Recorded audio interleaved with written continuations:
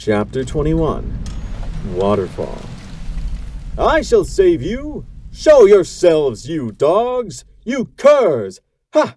There you are, you mangy mutts! It actually seemed like the wasteland, for once, was throwing me a carrot. Sure, we'd lost the whole morning going to Miramar, only to have to teleport back to evade another monster pony, but then we discovered an alternate route. One that might get us past without having to worry about flying death. Or at least not worry so much. And I'd have some pony to get drunk with. Of course, we'd need spark magic-y stuff to make the boat run. Charity! I cried as I stormed into the post office. The yellow filly didn't bother looking up from the stack of boxes next to her. No time to deal with you now, Blackjack. I've got to double-check this stuff and make sure Tar Boots didn't swap me those mines for a few boxes of gravel, she said sourly, around a pen as she scribbled on a notepad. I leapt over the counter in a clear violation of every rule of the Crusaders and seized Charity's shoulders with my forehooves. Charity, I need spark batteries and magic cartridges. Now!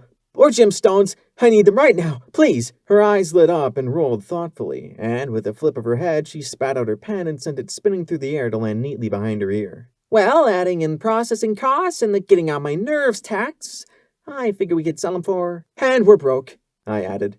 Paying ditzy and trading for what we needed had sapped most of our caps. I grinned as widely as I could and tried to ignore the feeling of sweat running down the back of my barding. Her smile disappeared. Get out, she declared imperiously. She flicked the pen from behind her ear, caught it in her mouth, and resumed checking her list. I fell to my knees. Please, Charity, please! Without the boat, we'll have to walk. If we walk, the monster pony will find us. If she finds us, then I'll feel sorry for her before I kill her. And if I do that, then I'll feel guilty. And if I feel guilty, then I'll whine. Please don't make me whine! I begged as several Crusaders peeked over the counter to watch in amazement. What are you? She sputtered as I fell on my face and hugged her hoof. Please, Charity! Please, please, pretty please, please, please, please, please! I wailed as I kicked my back hooves. All right! She yelled down at me, yanking her hoof free of my embrace as she blushed. I can spare one. My eyes grew large. 2? Tears ran down my cheeks as my lip trembled. She let out a grunt of disgust. I'll just take the whole box, Blackjack. She walked over to a shelf, pulled out a wooden crate, and tossed it to me, 6 glowing spark batteries rattling within. I just gave a whimper, the whine growing higher and higher. A bottle of wild Pegasus plopped down on top of them. Humming in glee and floating the box in front of me, I made my way back towards the bridge, the humming faltering not a bit when, a few seconds after I got out of the shop, Charity screamed after me, It's going on your tab, Blackjack! You hear me? With interest!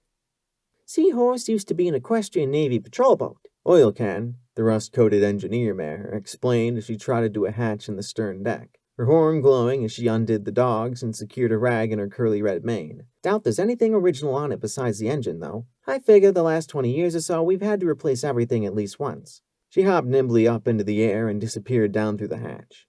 The rest of the crew was finishing up business with 2 caravanners from Flank who'd come to trade chems and box food for bullets and magic recordings brought from 10 Pony in Manhattan. Sore as I was at Caprice, I gotten some sugar apple bombs and some more buck, just in case I had to wrestle Rampage again, from them in exchange for a few rounds of hunting ammo. A dirty look from me proved quite effective at getting them to shave a bit off the bill. Come on in, Oil Can said cheerfully. Plenty of room for all. Glory stared into the hole with an audible gulp. I just gave her a friendly nudge on her hip and a smile that would hopefully convince her not to worry about it. P-21 jumped down happily. Stable ponies had no problem with nice, tight, cramped spaces. The engine itself was a block of polished brass inset with rubies and emeralds. It was connected by wires to a sapphire water talisman, twice the size of what we saw in 99's utility room. That was hooked up to several large pipes. This here's the engine. It converts the raw magical spark energy into power for the water talisman. That makes the water that jets out the back to move the boat. Is there supposed to be this much water in here? P-21 asked, looking down at the inch or so of scummy water that was sloshing about our hooves. My pit butt clicked slowly. There wasn't nearly enough radiation to worry me unless I had an engine bilge water slurpee. The motherly mare grinned at him. Well, if you'd like to grab a bucket and do something about it, I know we'd be much obliged. She reached into my box and pulled out a spark battery, flipping the heavy square container in her hooves. Inside the crystal hovered a red ball of magical energy that shed little waving lines of light. She opened a panel with her mouth and pulled out an empty container, then slid the fresh one into the receptacle. There was a sudden hum as the gems lit up. Of course, for when we don't got spark batteries, we've got a flux converter. She gestured at a circle strung with a spider web of glistening crystal strands. Ain't nearly as efficient. And if that doesn't work? I asked. Well, then you can get out and push. We've had to do that a few times. P-21 looked at the grease-slathered boards of the exposed inner surface of the hull. I'm just curious why it's made of wood. You know what happens when you take a nice metal boat out in the ocean? Pretty soon, it's a rusty boat at the bottom of the ocean. Sure, lumber might be a bitch to find, but it's a damn sight easier to get and work on than steel plate. We seal her up with tar and pitch as well as we can, paint her if we can get it, plate the hull if we can manage it, and she's the best damn boat in Equestria. With an interesting captain, P-21 observed dryly. Oil Can chuckled. Yeah, Thrush ain't what most folks expect, but her daddy was 2 buckets shy of a dry hold. Once we were stuck on a beach off Mainzabar with his tainted sea serpent watching us past the reef. So, the captain, he somehow gets a whole flock of rock crabs to carry the boat on their backs to the far side of the island. The rusty mare slapped P-21's back as she laughed. Thrush ain't quite the measure of a daddy, but she's the best girl for the job, Olcan said firmly as she smiled at P-21.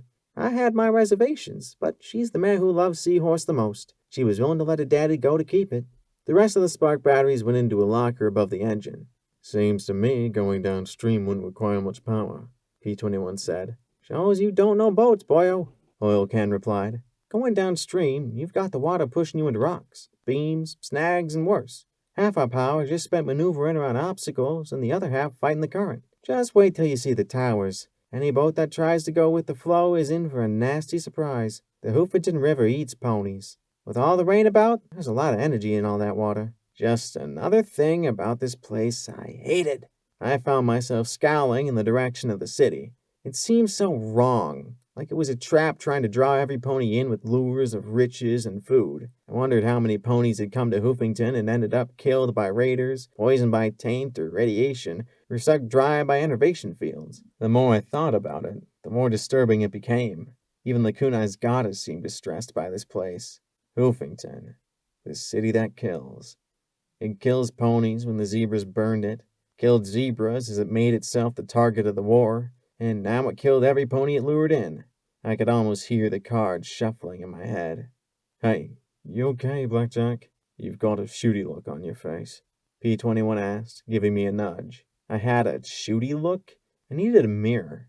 Just not a fan of Hoofington, I replied sullenly. Oil Can chuckled as she rubbed her nose with a dirty hoof.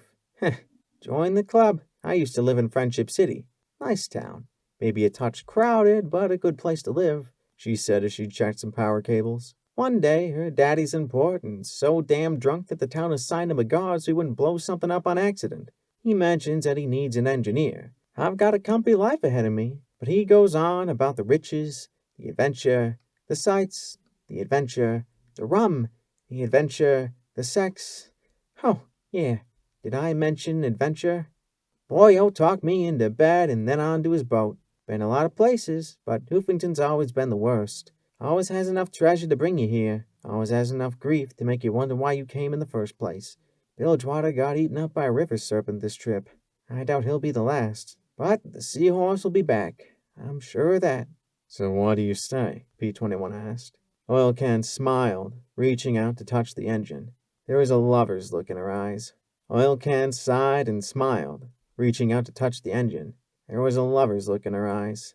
Back home, I had a pretty comfy life. Wasn't no 10 pony, but comfy. Out here, well, we ain't found riches. The sights are all pretty damn ugly. The rum's watered down, and the sex gets a little awkward on a little boat like this. But the adventure?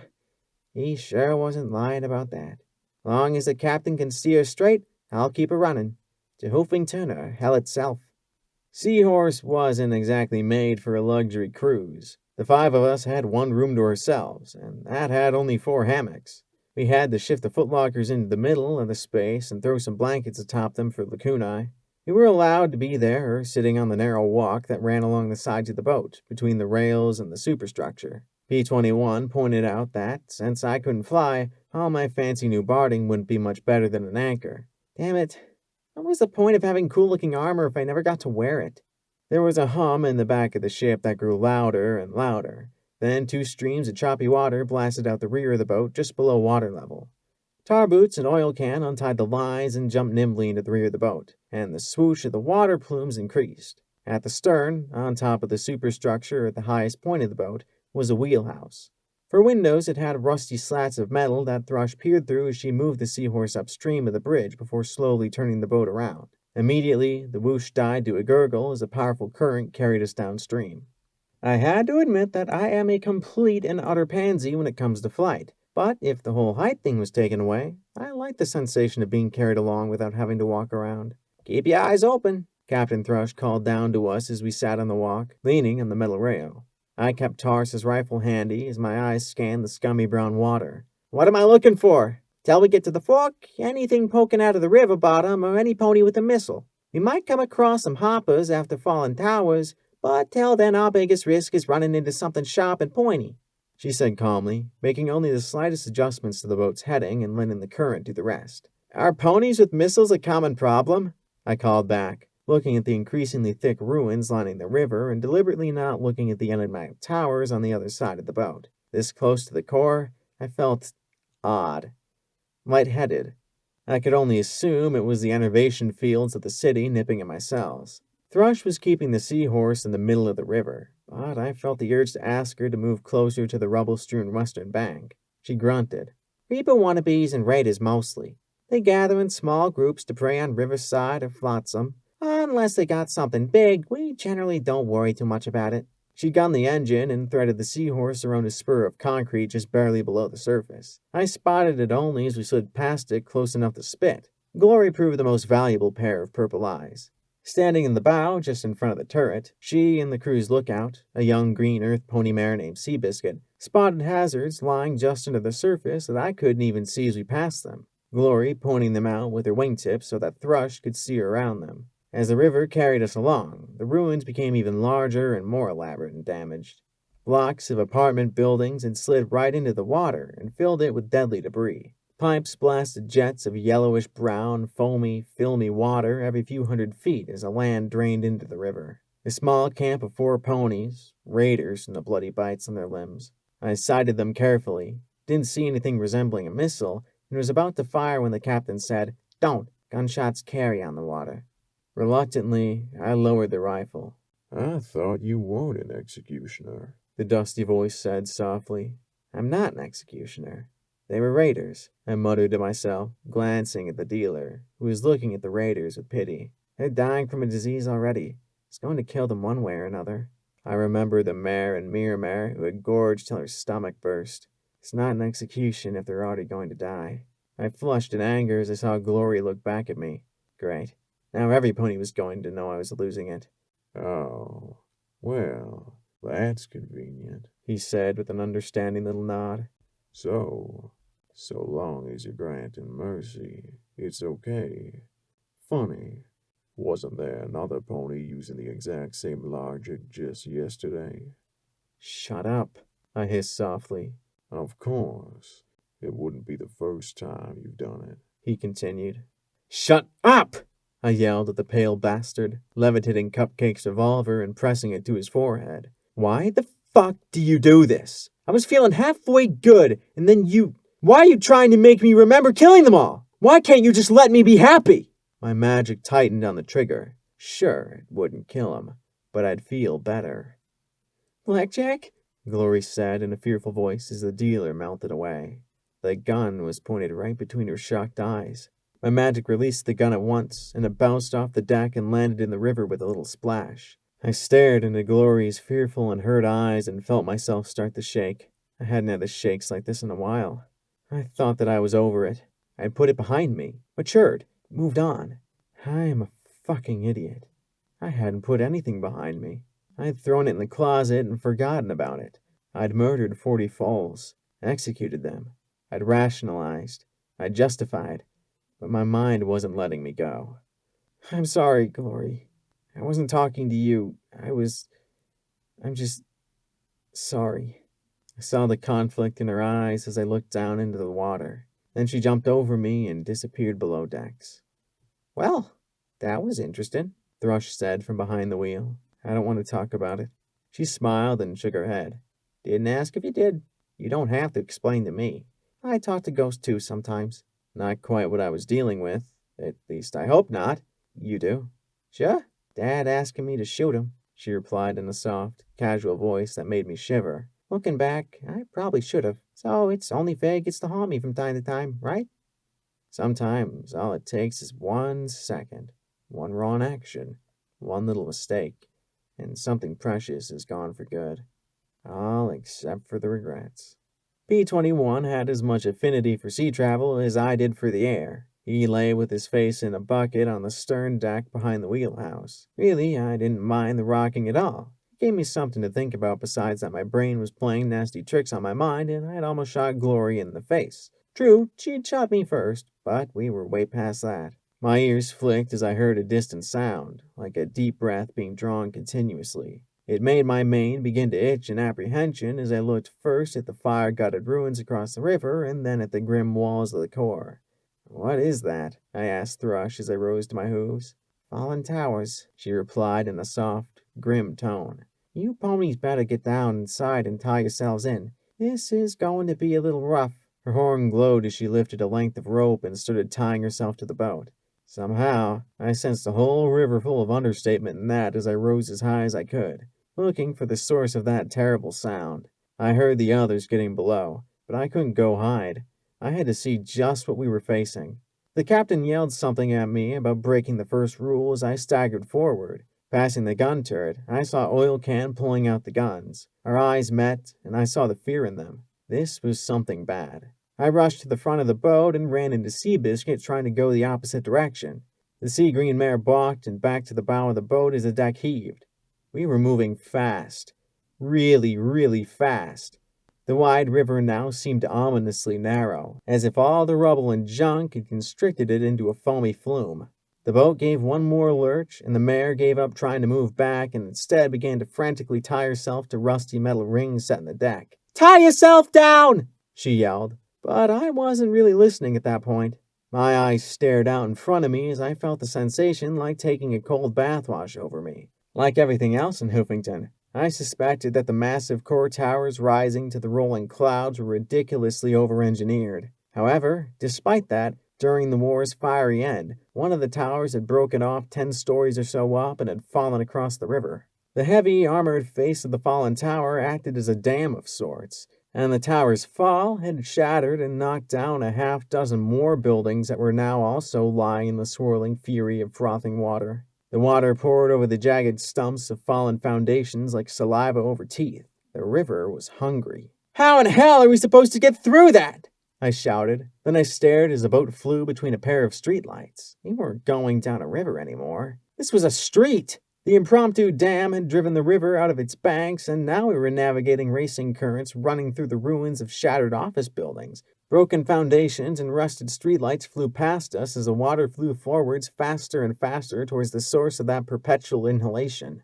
Tie yourself down! Seabiscuit screamed again as she grabbed a second length of rope, knotted it around my chest, and tied it to another ring. Captain will get us through! She yelled, the green mare staring back at Thrush with a look of frantic faith. The captain just stared grimly ahead. Then I saw exactly where she was taking us. The tower had not fallen completely intact. A split had opened up inside it, where the top third had snapped back like a peppermint stick and created a yawning chasm that the river was forced into. However, I didn't see a way through, only endless black.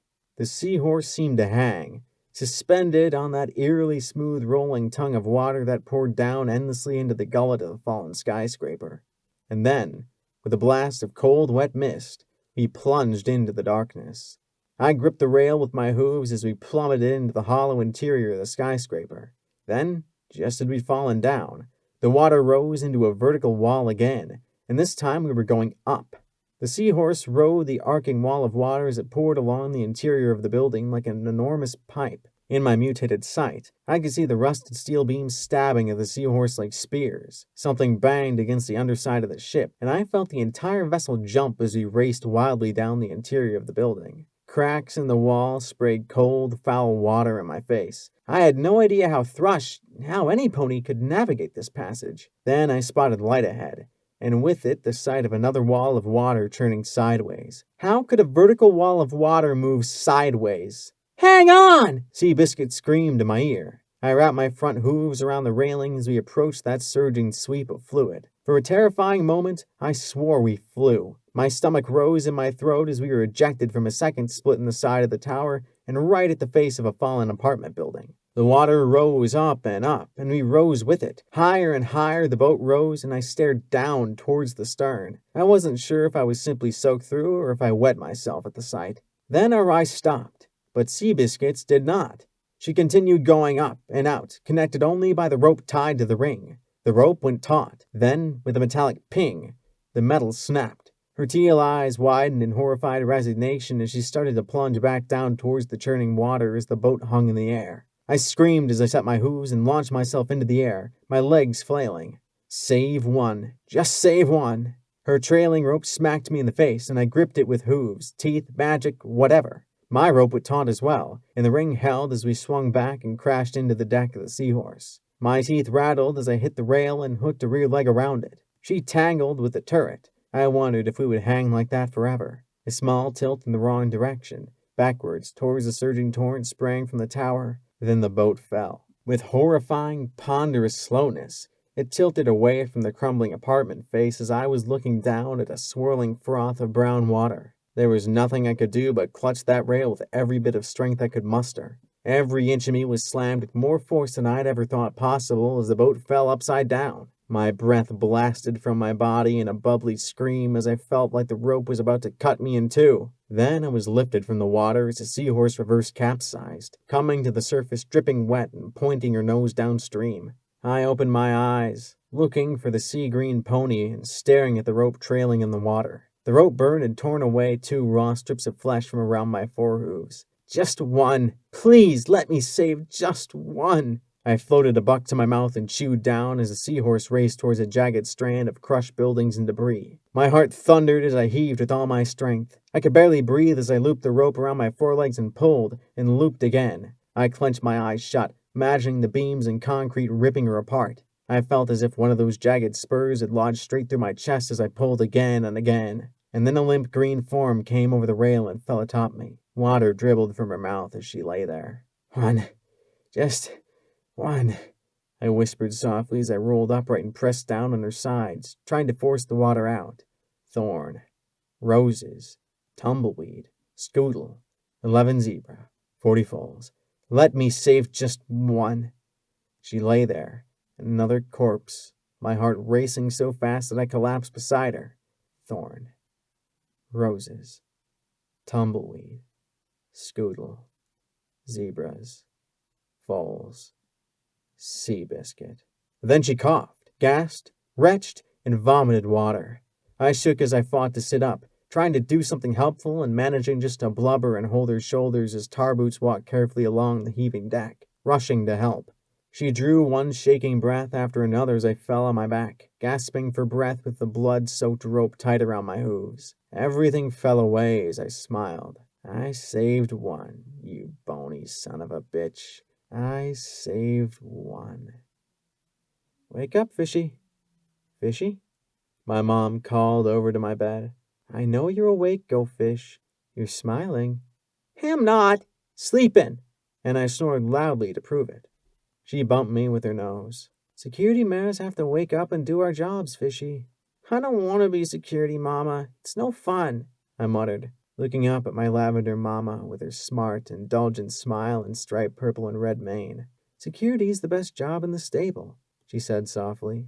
Every pony says that about their job, I said as I rubbed my eyes and yawned. She just chuckled. But ours really is. We get to save ponies.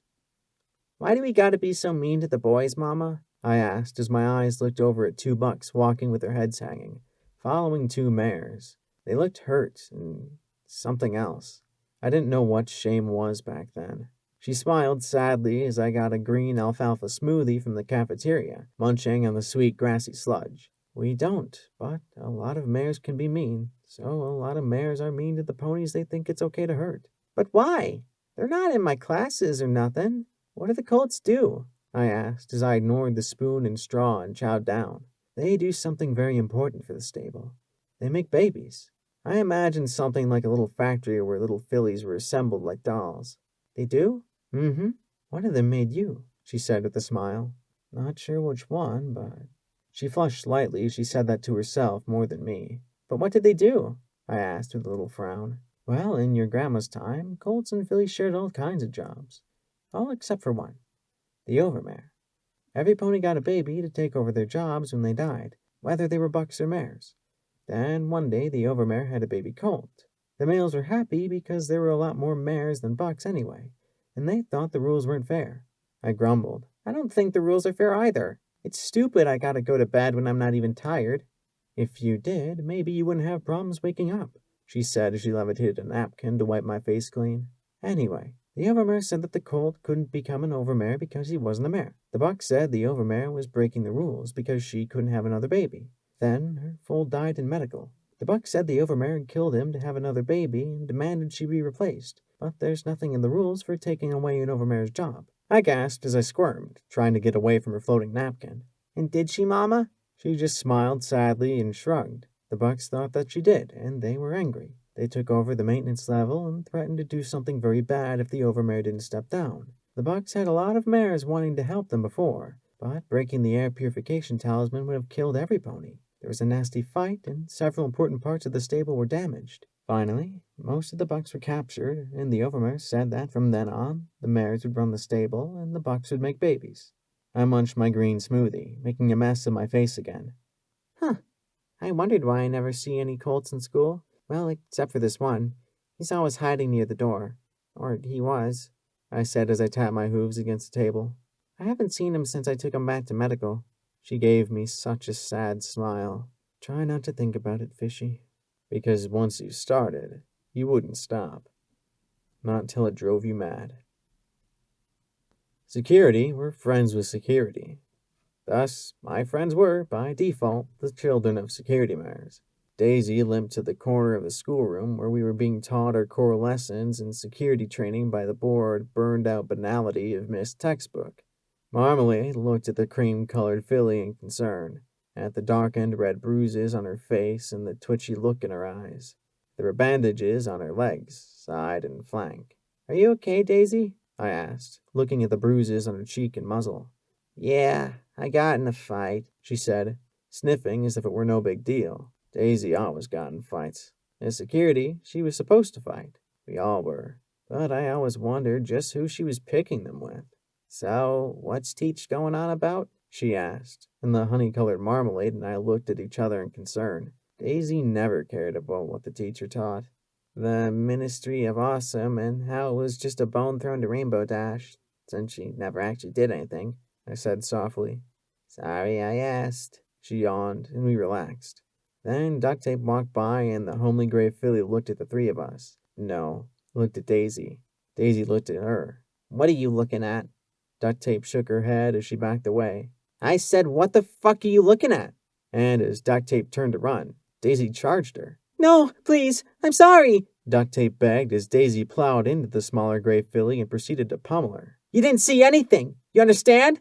Nothing, you gray pussy! Daisy shrieked as she kicked the other filly over and over again while Textbook just looked on with a mild expression of annoyance that her lecture had been interrupted. Daisy! I shouted in alarm, and the cream earth pony jumped as I raced to shove myself between her and the fetal Duct Tape. Marmalade just followed, because that was what she did. She didn't have the sense Celestia had given a roach. Still, I shoved my way between them and kicked Daisy's face firmly with my forehooves. That seemed to snap her out of it enough to make her fall back. Get taped in medical, Marm. The yellow unicorn looked at me, then Daisy, then Duct Tape, and finally realized I was asking her to do something.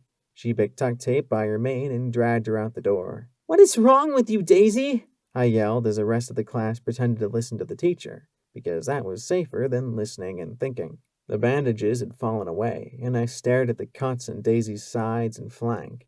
They'd only been barely healed by the magical bandages, and unless she'd been hiding a horn her entire life, there was no way Daisy could have made such regular cuts. Who? How? Now I was the one slammed to the ground. No, Pony, it was an accident. I mean, a fight. That's all it was, she said as she shouted down at me. Don't think about it. Don't ask. Don't wonder. Crawl back into my desk and pretend like it never happened. Agree it was a fight, and don't ask who. Agree it was an accident, and don't imagine how.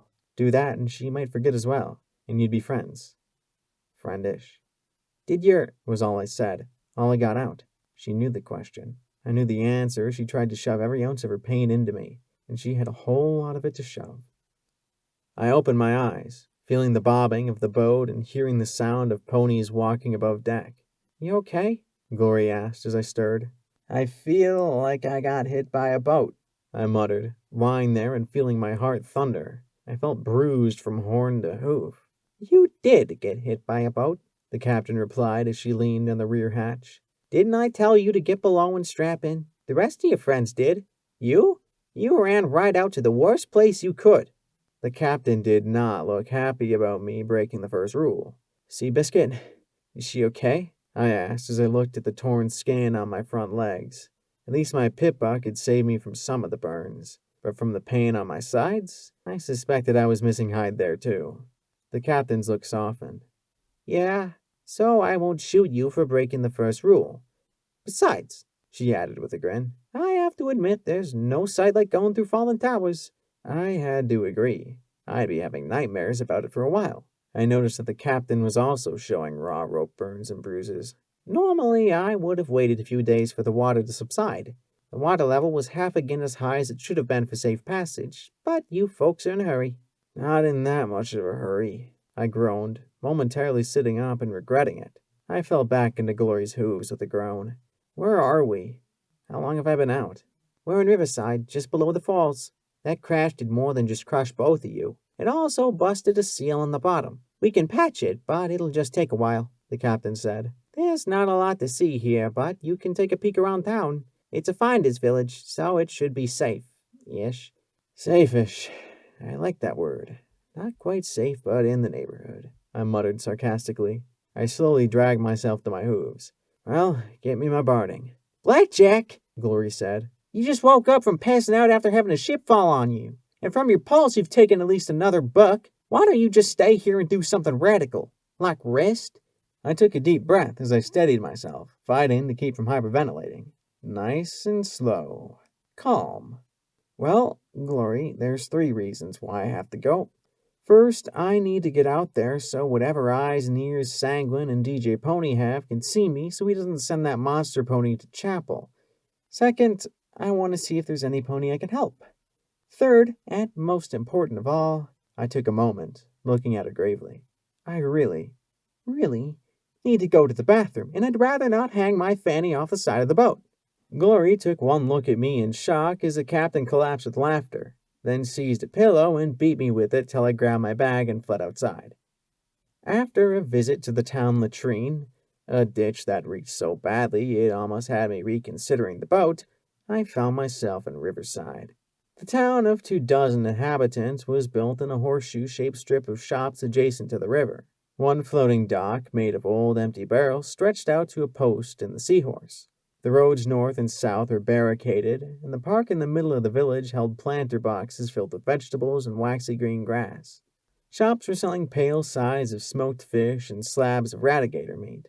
And at one outdoor butcher shop, I saw 2 ponies cutting and chopping up an enormous frog. Despite the town's size, I got the impression that it had once seen better days. There were apartments above the repurposed stores that now had busted windows and were boarded shut. One shop only had some scrap metal, electronics, and 9mm ammo. I couldn't see any signs of families. There was a terrible sense that, at any moment, the last occupants would just fade away, leaving Riverside just another ruin. What happened here? I muttered as I looked at the ponies moving like ghosts around the almost empty shops. Same thing that's happening everywhere, miss, an old unicorn mare said as she mended a fishing net. I had to question the sense of any pony who ate anything out of that river. Slowly I walked to her, and started as I realized that she was blind. Her milky eyes stared out at me as her hooves skillfully felt out the tears and her horn mended them. Blackjack. Fishy, she replied. Now that made me feel all kinds of strange and alarmed.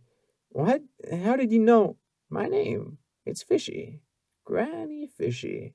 Nice to meet you, she said with a soft chuckle. Oh, I sat down across from her. What do you mean, the same thing happening everywhere? Riverside used to be a nice village. We were smack in the middle of the west side ruins. There was plenty to pick out of the countryside. Food, safety, But the ruins have been picked clean, mostly. There's more and more raiders, bandits, and reapers. Less folks bring in less food, so villages just dwindle away. Death picks off the ones who stay, and there's fewer and fewer boats. This lady bothering you, Mum? A pink mare with a pair of fish on her flank asked as she trotted up. No, thank you, Perch, Granny said as she waved a hoof at the mare, who took it between her own and guided it to her head so Granny could pat her. She was polite enough to ask about the town. It's those damn dogs that are to blame, Perch said with a stomp. Dogs? I blinked. The sand dogs, the elder unicorn answered. They live underneath the western ruins. Perch, clearly having a lot more to say, stomped her hooves again. And they're a menace. They scavenge the ruins, but they don't trade. I know they've got some decent salvage in their holes. They've got some weird cybernetics that make them too tough for most raiders and bandits, so we have to deal with them instead. Now that's enough, Perch. Times are tough enough without making things harder for folks who don't deserve it, Granny said firmly to the younger mare. But the pink pony wasn't listening. You want to help? She said to me. Go down to the Riverside Station of the Sunset Line, shoot every one of them, and open up the tunnels for scavenging. That'll turn this place around, no sweat, she said as she lifted up one of Granny's nets and sulked towards the river. The blind elder mare just sighed as she ran her hooves over the netting. Please do not mind her. She is just desperate to save the home she knows, Granny Fishy said as she tugged the nets with her horn and hooves. I suspect you feel the same way. You do? I gave a nervous little smile. No offense, but you don't know where I'm from. Trust me, no pony would want to save that place. Oh, but isn't that where you're going? Or maybe it's where you've been. Who can say? She said as she carefully tied a hole. I suspect you have a long trail before you reach your home. My mane started to tingle as I regarded her. What do you know? She chuckled at that wary question. No, my dear, I simply meant holes in nets, she replied with a toothless smile. But I have a sense about you. The past and future reach through you. Messenger, harbinger, and judge. Life in one hoof, death in the other. Which will you decide? Not even the stars can tell. Okay, that just jumped the creepiness factor up by 50 at least. P21 and Glory trotted up, the two probably noticing my slightly uneasy look. Blackjack? Who's this? Glory asked politely. Granny Fishy, she said with a broad smile as she thrust her hoof out in the general direction of Glory. Glory took it in her own and gave it a shake. Ah, a Pegasus. How interesting. How'd she get that from a hoof shake? Fallen, Glory, Glory said softly. She glanced at me, then frowned at the old mare. Did Blackjack tell you? No, I just get a sense of things, she said as she released Glory's hoof and returned to the net. Like your name, Fallen. How far have you fallen, I wonder? Have you learned to hate? Have you learned to spite? Have you learned to crave vengeance? If not, how can you know how to forgive, Fallen Glory? How? What did you tell her, Blackjack? She asked, clearly startled. Nothing. I just met her, I said defensively. P21 looked at Granny, mending the net, then looked at me. I cocked a brow. What? He said. I don't want creepy mystical mutterings about my fate or destiny, thank you very much. He backed a few steps away from Granny. Leave me out of it. Oh, don't worry, young buck. Your fate has come and gone. It only begs the question of what happens in the epilogue, the old mare said with a lazy wave of her hoof. For some reason, that seemed to bother him more than some cryptic remark. Then Perch yelled across the square, Granny, stop with the fortune-teller routine and get that last net patched up. The blind mare chuckled, and I gave her a skeptical glare. Had all this just been a local messing with rubes? Ah, well, fun is fun, but I best get back to work, she said. Don't give an old blind mare's words too much thought. As we walked away, I looked back and saw her still wearing that lingering old smile. Blackjack, are you sure about this? P21 asked as we moved through the ruins. It's one of my plans. Of course I'm not sure about it. But Perch said that if we could deal with the sand dogs, it'd open up the underground tunnels for salvaging again. And you know that there's always time for dealing with raiders and bandits. We've got at least 3 hours till Thrush patches up the boat, so why not do some good while we're here? I have to wonder how your foes will view your good, the kunai said from the rear. She'd shed the heavy black lace dress and veil once we were out of sight of town. Oh, don't get us started with moral relativism, P21 groaned. She'll be stuck all day. Moral whatism? Look, it's simple. We're good. They're bad. That's all I need to know. Right. Till one of them starts crying, the blue buck muttered. Why are 4 smart ponies being led around by an idiot? Can't be that smart then. I stuck my tongue out at him and looked at Rampage. She still wasn't much bigger than a filly, but I wasn't going to pick a fight with her with that chainsaw knife in her jaws. Hey, Rampage, are you smarter than me? She spat out the blade and balanced at the top of her head as she said something in zebra to me. A toss of her red curls, and she caught the blade again in her jaws with a grin. I'll take that as a yes, I said with a roll of my eyes. The plan was simple. I'd keep an eye open on my EFS for red bars. Glory would scout them out, we'd annihilate them, and save the day. My Pip-Buck navigation already had a toggle set on Riverside. How it knew, I'd never know. Once the dogs were out of the tunnels, the Seahorse would hopefully be ready to continue downstream. I just hoped we didn't get lost amid these ruins. They were unlike anything I'd ever seen. The swampy remains of Frankfurt were nothing compared to the cracked and broken 10 and 20-story buildings that loomed over us. Most bore the telltale black charring of firestorms, and the streets were littered with rubble, smashed and twisted wagons, and, of course, bones. Still, a century of scavenging had turned the ruins into rain-drenched shells, perfect little lairs for predatory ponies. And speaking of which, there were some red bars straight ahead. I gestured to Glory, and she flitted from blasted-out window to blasted-out window, her gray hide and pale blue barding blending in with both sky and rocks. I had to keep track of her blue bar at times. She scouted the hostels and returned. About 9 or 10, some in an old store right around the corner on the 3rd floor. I couldn't tell if they were raiders or bandits, but they're all armed. Red, it's dead, I muttered, glancing at my Pip-Buck. I imagined the cards shuffling in my mind, but I wasn't even going to acknowledge the pale bastard. If they were armed and hostile, this wasn't an execution. This was trouble, and we were taking care of it. Okay, so I'm in front, Glory from above and tagging that sniper. Rampage mixing it up. P21, keep your eyes open and use persuasion if there's a knot of them. And you? I looked at Lakunai and suddenly felt at a bit of a loss. What are you going to do? I'll back you up, she said with a faint smile. Right, that was less than specific or comforting. Okay, don't shoot me, please, I asked with a half-joking smile. I started towards the hostels when P21 cleared his throat. What?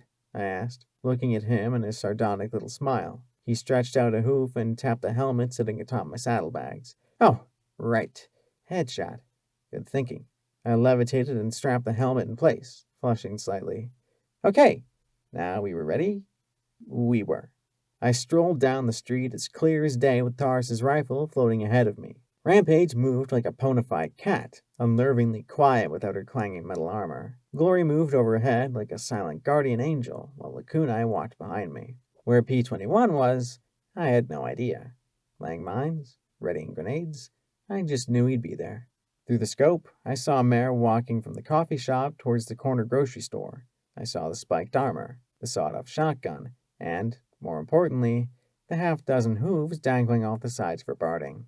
Most of all, I saw the eager grin that split her scarred face, yellowed eyes widening in glee at the sight of me. Then I sent her brains at the back of her head with a clean shot through her left eye. All hell broke loose. At once, 3 more ponies rushed out, but they had the sense to go for cover behind the piles of rubble. One opened up with an SMG, a 10mm Zebra model if I knew my guns, and sprayed bullets down the street at me. Where the heck had raiders gotten enough bullets to waste them with an SMG? The pistols were a little more accurate, but my barding took the rounds with equanimity as I took aim with the rifle and blew the noggin off the mare with the SMG. From overhead came the boom of a rifle round, and a resounding ping glanced off the sides of my helmet. Somewhere, I was sure, P21 was thinking smug thoughts. Okay, enough badass stupidity. I had their attention now, so I made for my own cover behind a fallen wagon as my head throbbed. As nice as the rifle was, it just didn't have the time or rate of fire for messy work. Good thing I had a shotgun. Glory swept sideways, raking the sniper's nest with her beam pistols. There was another loud boom from the sniper, but she deftly twisted clear of the shot, pirouetted, and resumed cooking the sniper with little beams of death. I just waited as Rampage raced in towards the two raiders with the 10mm automatics. The sight of a charging little zebra-striped pony seemed to make them hesitate in amusement. They realized their mistake too late as Rampage leapt over the rubble and wrapped her hooves around the mare's neck. Then the Ripper roared as she sawed her head clean off in a fountain of blood that seemed to make the remaining raiders stare in awe. No wonder Daze had been able to command these psychopaths. Unfortunately, her awe made her a sitting duck for a round of buckshot to the head. Now, where were the rest? From the inside of the store spilled the remainder of the raiders. They had been taking their time getting their barding on and guns ready. Another unicorn came out, sprang Rampage and me wildly, and this close in, the shots were much more effective. I slipped into Sats to plant 2 neat blasts in her head, then fired 2 more rounds into the milling raiders behind her. Rampage jumped right over the fallen unicorn and slid on a sheet of blood to saw and kick wildly at the limbs of the raiders as I fired off 2 more shots and then reloaded as fast as my horn could manage. Then from the coffee shop behind me came the purr of a minigun motor. Instantly, my ass began to vibrate as a stream of shots started to chew through my barding. The 5mm rounds lacked individual punch, but I knew that in seconds those individual rounds would add up to a very holy blackjack. Raiders behind me, raiders in front of me. Not good. There was a soft thump, and a moment later the raider with the minigun was enveloped in a blast that tore off their head and all 4 limbs. What was left collapsing in a bloody heap that writhed for a few seconds. As 2 more came rushing to the door, P-21 emerged like a blue ghost, bit the stem off of a frag grenade, and tossed it through. A second explosion, and 2 more red bars vanished. With Rampage already raising havoc inside, I charged in through the door and proceeded to paint the raiders with lead. One had heavy metal armor, but no helmet. Sats allowed the buckshot to render his head into paste. When the gun was empty, I tossed it into my sling rather than waste time reloading, then grabbed the fallen unicorn's 10mm SMG. One raider was taking aim with a hunting rifle. In a second, I unloaded the 25 bullets left in the clip into him. His rifle shot still hurt like hell. And then, like that, it was over. There was 1 red bar in the back of the grocery store, but I didn't see a target. Back room? Unconscious? I'd find out, I supposed. The kunai walked calmly behind me, her hooves avoiding stepping in the blood. Watch out. There's 1 more in the back. I looked at the carcasses put on display. Odd that so many of them were striped. They must have ambushed a zebra tribe nearby. It explained all the 10mm ammo. The guts dangled like garlands over the shelves. I moved towards the rear door that I guessed led into the stockroom. I paused and noticed a forlorn bottle of sparkled cola sitting in the dead refrigerator. I floated it out, popped the top, pocketed the cap, and took a drink, then continued to the door with the bottle floating on one side and the gun on the other. Carefully, I swung the door open, ready to pop Sats and end the hostel. This was a nursery. I saw the foals lying together inside some kind of pen next to a roll-up metal door. My mutant eyes picked out the shapes, one of them shaking and sobbing and rocking amid all the rest. Hey, it's okay, I said softly as I put the gun away. She was clutching a little ball to her chest as she sniffed and hiccuped. You're safe now. Then she looked at me. She giggled. Her scarred lips slashed all the way to her ears as she raised her ball and bit off the stem. I just stood there as she threw it at me from the heap of dead fillies and colts. I couldn't move. I could only think play as I watched the grenade arc towards me. A shimmering whitish-purple field appeared around the filly and the grenade. The explosive hit it and bounced back just before the fuse ran out. The room shook. Part of the roll-up door blew out, and I just stood there, looking in a daze at the pulped pile of ponies. A voice whispered in my head, I told you I'd have you back. The raiders had a surprising collection of firearms and explosives, something we helped ourselves to. Despite myself, I kept a pair of the 10mm SMGs and collected as many 30-round clips as I could. Glory looted the sniper's nest on the 3rd floor and brought back locked ammo containers down for P-21 and me to open. Rampage was munching down in the raiders' stores. I really hoped she was keeping it to identifiable food and skirting cannibalism. But she was a growing girl. Literally, I thought she looked as if she'd added half an inch since she left Riverside. I made sure to grab some extra cans for later. We heaped up the raiders in the middle of the street, and P-21 tossed in 2 incendiary grenades. With 2 soft whumps, the raiders began to cook in the magical magenta flame. The real surprise was Lakunai picking up the minigun with her magic and turning it over curiously. I was struck with how she handled it, ejecting the belt before detaching it from the slain raider's battle saddle. She tested the motor, rotating the barrel slowly as she maneuvered the massive weapon with shocking grace. She kept the weapon pointed towards the ground as she examined it closely. She knew guns. Is there something you need? She asked quietly as she noticed me watching her. I just didn't expect the goddess to be into guns. More than a few who join the goddess know about guns, she said patiently, but there was a strange, scornful undertone in the telepathic voice. The goddess, of course, knows that guns are weak and worthless compared to raw magic. What are bombs and missiles to the energy of the cosmos itself? She asked as she turned the weapon over again, pointing it down the street. I had no idea how you aimed a minigun. You disagree? One of the few who can. The goddess is quite disgusted with me for even handling such a weapon, she said calmly as her magic lifted the heavy ammo drum from the battle saddle and slid it underneath the weapon, collecting the belt once more. There is a certain destructive elegance in it, however. They are tools of war crafted with care and skill. I noticed her magic had no difficulty at all handling the weapon and ammo. I doubted I'd even be able to carry it. So now you have a bigger horn and a bigger gun, I grunted softly. A long, regretful sigh drifted through my mind. Perhaps. But you have friends, Blackjack. Are you saying that the goddess doesn't have friends? I asked, scratching my head. She slowly shook her head in a negative. I gave a confused smile. Wait, I thought all you alicorns were connected, right? She gave a single nod. Why would the goddess want friends if you're, well, all together? Just because we're bonded doesn't mean we like each other, she said as she pointed the minigun down the street and narrowed her eyes. The motor whirred and a spear of fire and lead lanced out to chew through the rusted side of a wagon. Her eyes relaxed as the gun whirred down. Sometimes, I think the goddess desires friends more than anything else in the wasteland. She simply can't admit it. There's nothing that says welcome. We have milk and cookies. Quite like a welcome mat that really did bear the words, welcome, we have milk and cookies. So it was somewhat understandable that, standing in front of the Riverside subway station, I felt a distinct sense of unease nibbling at my mane. I looked at the welcome mat sitting in front of the only unbarricaded door to the subway. Well, should we knock? I muttered as I stepped closer to the door. Beep, beep, beep! I jumped back just as a cone of shrapnel blasted up from the covered landmine. Right, no knocking. That might count as a doorbell, though. Carefully, I gripped the door with my magic, imagining a canine deus rushing out at me screaming cunt. Nothing came out, however.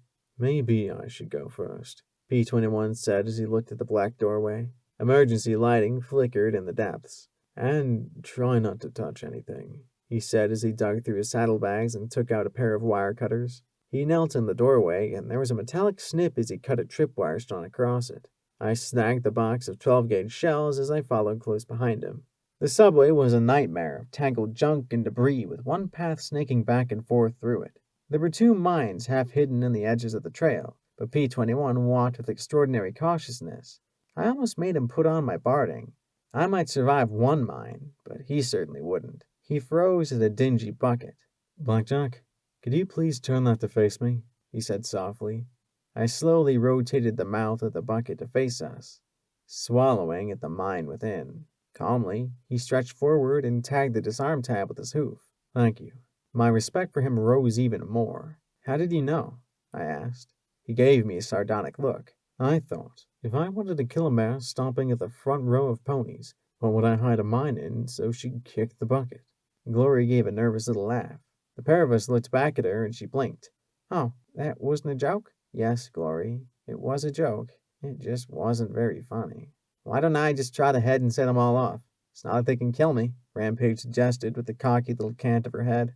Because, if you miss one, then we get blown up anyway, P21 replied as he continued to scrawl. We reached the turnstile, and P21 started to push through when he froze. Glory, can you fly over this and check the far side?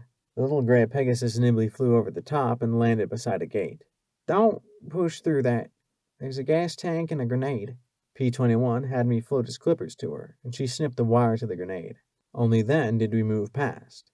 Thankfully, the space beyond the turnstile was clear of heaps of debris, and we were able to spread out a little. There were bathrooms to the side with red hostels. I pushed through down to the lounge and relaxed at the sound of skittering radroaches. I stomped them with my hooves, then blinked as I saw a sparkle cola machine. Smiling, I trotted over and started to push the button to see if I could get out a few more sodas. Blackjack! P21 warned, and I froze. I looked back at him, then at the machine. Slowly, I stepped back. It was finally starting to click that I shouldn't touch anything in here. Then I heard the metallic click of a first aid kit being unlatched near the door to the bathroom. I turned. As it creaked open, a round tin fell into Gloria's hooves. Beep, beep, beep! She stared at it in horror. Frozen. It exploded in her face. Glory fell back, screaming as she writhed. Her hooves shredded up to her elbows as she thrashed wildly in agony. I leapt atop her, pinning her, holding her tight as I levitated out a Med-X and jammed it into her leg. She stilled enough to go from screaming to sobbing. I can't see, she said around bloody and torn lips. Goddesses, I'm sorry. I'm so sorry. I stared down at her as I tried to tear my eyes away from her bloody sockets. Save this one, Blackjack. No matter what, save this one. I fought to shake off the urge to fall apart. I looked at the metal embedded in her face. Oh, this was going to suck. Shut up, I said as my magic proceeded to pick the bits of shrapnel out like tweezers. She gritted her teeth, trying to strangle her screams as piece after bloody piece was removed. Then I poured Sakashi's healing potions down her throat, and there was nothing for it. I took out a Hydra and injected the gray sludge into her as well. She immediately started gasping and squirming as her face began to knit back together thanks to the influence of both potions. Then she opened her bloody eyes and stared at me in shock. Sobbing, she curled up tight against me as she shook. Her face still looked red and raw, but not blind or dead. Shh, it's okay. You're okay. But she nearly hadn't been. Okay, so the rule is, don't touch anything. It might be too late, P-21 muttered as he looked behind us. They must have heard that. Yeah? Well, they almost killed my friend. They're about to hear a lot worse, I muttered darkly.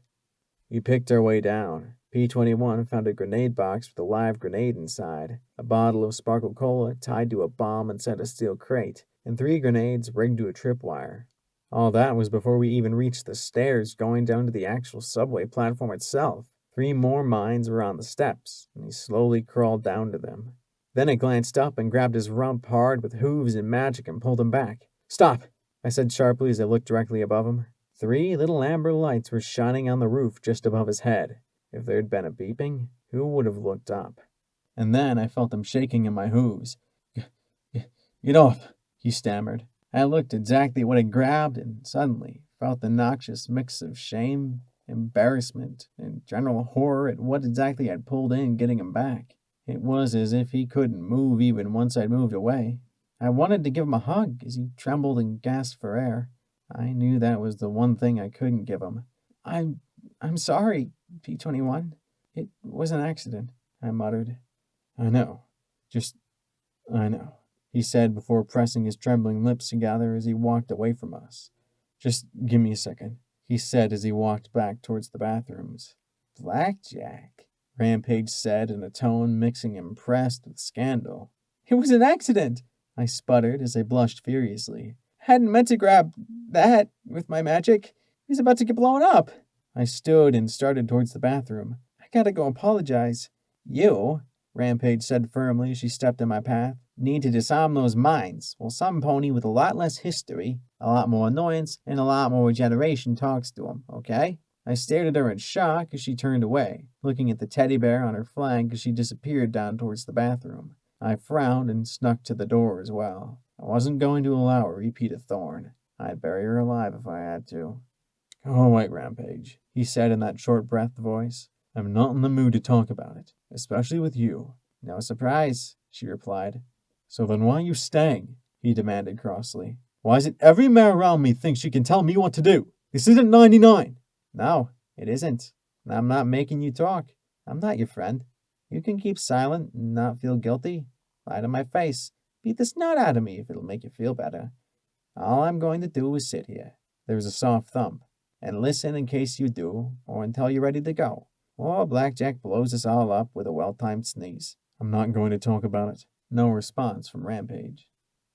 Go away, damn it. There's nothing to talk about, he said in a trembling voice. I pressed my back against the wall, my ears twitching as I dreaded what he might say. And his breathing caught, and he said, I can't believe she grabbed me like that. Well, Blackjack doesn't do anything if it's not spectacularly. Even groping the last buck in the wasteland who'd want it, Rampage said dryly, and despite myself, I felt my cheeks burn. It's stupid. It was an accident. I know that. His thin voice cracked again. I thought I thought I was over this.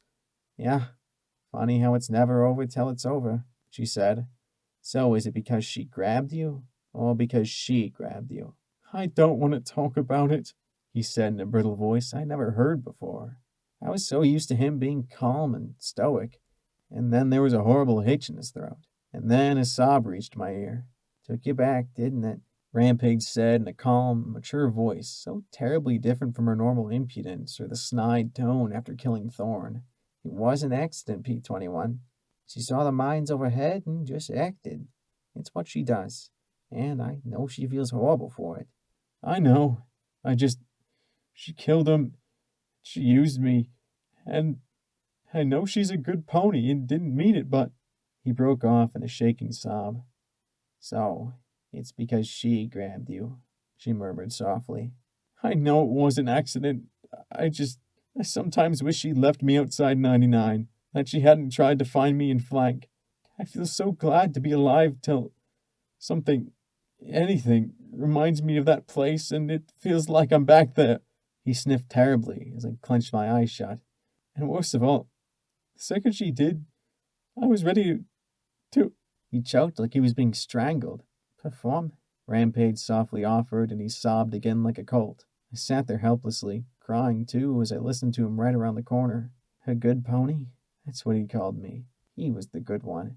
Even Rampage, barring the murderer within her, they were all good ponies. I was the one so cowardly I had to eavesdrop. I couldn't help it. She touched me like that, and it was like she was next on my breeding queue. Everything I felt and thought and wanted was just gone. She touched me like that, and I was back there again. He gave a hysterical half-cry, half-laugh. You know what I thought? What I really thought? I hope she likes it. That's what I thought. Not get your horn off me, not how dare you, not why did you do that, not even pretend like it's not a big deal. You've been conditioned to think that way. It's not your fault. Blackjack is heading back there now to deal with the ponies responsible, right? You need to not blame yourself. This was a stupid accident. She didn't mean to do it. You didn't mean to react as you did. Neither of you is to blame. She took a deep breath. I'm going to contact Dr. Helping Hoof in Manhattan. He's a lot more reliable than those Ministry of Peace hacks. I probably wouldn't have been able to stay in the guard if he had... Rampage? What are you talking about? P-21 asked softly. There was only silence. Then she stammered. I don't know. I don't know what I'm talking about. I don't know any of that. But I can tell you Helping Hoof's clinic's terminal number. His receptionist is Carrot Cake. He likes to sing Sweetie Belle. I don't know why or how I can. So why the hell did I just say it? Now it sounded like Rampage was the pony falling apart. But it also seemed to be pulling him back together as well. She let out a shaky little sniff. Do you think Blackjack's assembling the deadliest therapy group in the wasteland?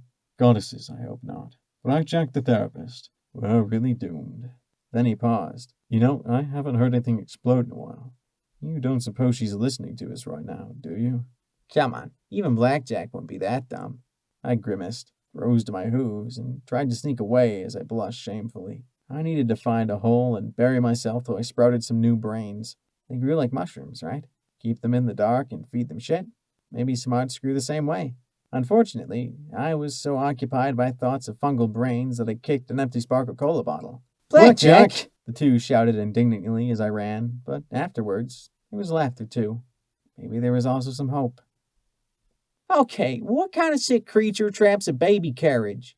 Glory asked loudly, blatantly deflecting every trace of awkwardness off my screw-up on the stairs. The baby carriage trap had been extremely effective, using a baby's cry. Only a reflexive telekinetic shove by me had pushed it down into the gap between the platforms before it exploded. A second later, and only Rampage would have been walking out of here. Smart ones. It almost got all of us. P-21 muttered as he looked around the subway platform. And we also know that Perch was right. These sanddogs are sitting on top of a treasure trove of salvage to be able to set up traps like this. So where are they? They have to know we're here, I muttered. This subway station was clearly a home, or den of some sort. There were beds set up in the subway trains, a table with some recently opened cans of food on it, a radio playing DJ Pony, of all things. Were they out scavenging, raiding, lying in wait? I walked over to a table and looked at some busted open energy cartridges. There was also a small smattering of ruby flakes. My eyes scanned the room, but my EFS came up blank. I trotted to a door marked Maintenance Access on the far side of the room. There was a blue bar inside. Hello? Is any pony there? Then I remember that we weren't looking for ponies. The maintenance space was filled with electronics and strange mechanical devices. The opening door brushed against strange metallic limbs hanging from racks over workbenches that rattled against one another.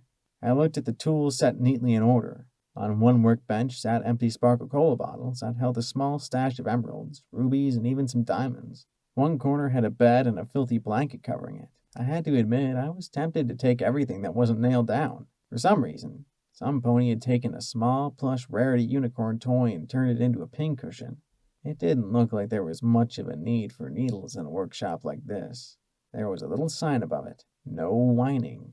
The wall by the bed was covered by papers. A lot of them appeared to be old plans and designs. The Victory Plaza Rail Station, Shadowbolt Tower, Tunnel 456, Luna Hydro Spark Generator System, Tokamer Reactor Facility. All of them were stamped Ministry of Wartime Technology, Classified, Ministry of Arcane Sciences, Top Secret, or Ministry of Morale, Forever.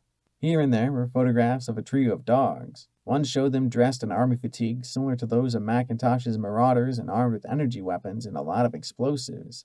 They were grinning while behind them smoked numerous craters. Another one showed the three standing in the middle of a half-buried ruin, bizarre and disturbing spirals carved in the walls and doors. A third, this one grainy and black and white, showed a valley that possessed a stark kind of beauty to it. There were a few more here and there of individual dogs, and I was surprised by the sight of the dogs in some sort of eating contest with Twist while Vanity looked on in disgust. The picture next to it had Twist sprawled out in defeat. The other interesting thing was the newspapers. Ministry of Arcane Sciences declares Pleasant Valley Relocation Act. Diamond dogs to be moved to appointed land outside Appaloosa. Ministry Mayor Twilight Sparkle invoked eminent domain to appropriate the Pleasant Valley Mine Works and has started eviction processes for the current inhabitants, beings known collectively as Diamond Dogs. Although the natives protested the relocation extensively, Princess Luna granted the royal decree and dispatched members of the newly reformed equestrian army to maintain peace in Pleasant Valley and surrounding communities like Olney. Twilight Sparkle said that she sympathizes with the Diamond Dogs, but that the needs of Equestria must take priority. Pleasant Valley is being designated a critical MAS research facility for the testing and implementation of radical and potentially hazardous spells, as well as a high-risk storage area for any potential byproducts. She assures the Diamond Dogs that a new community for them will be founded elsewhere in Equestria. Another article caught my eye. Trail of Broken Diamonds. Military units supervised the relocation of the Diamond Dogs from Pleasant Valley this week to a temporary holding camp near Appaloosa. Units from the 1st Regiment were deployed from Hoofington and the 99th from Philadelphia to ensure that the Diamond Dog removal went smoothly. Despite their apparent submission, several Diamond Dogs made a futile and savage attack on the Ministry Mayor Twilight Sparkle. Their attack was foiled by a handful of troopers led by Big Macintosh of Ponyville, who quickly came to the rescue of Miss Sparkle and were able to subdue the attackers without casualties. Some critics have dubbed the relocation the Trail of Broken Diamonds, citing the unprecedented move to force non-ponies from their homes. Legal experts have pointed out that Diamond Dogs, being non-citizens of Equestria, are not protected under law.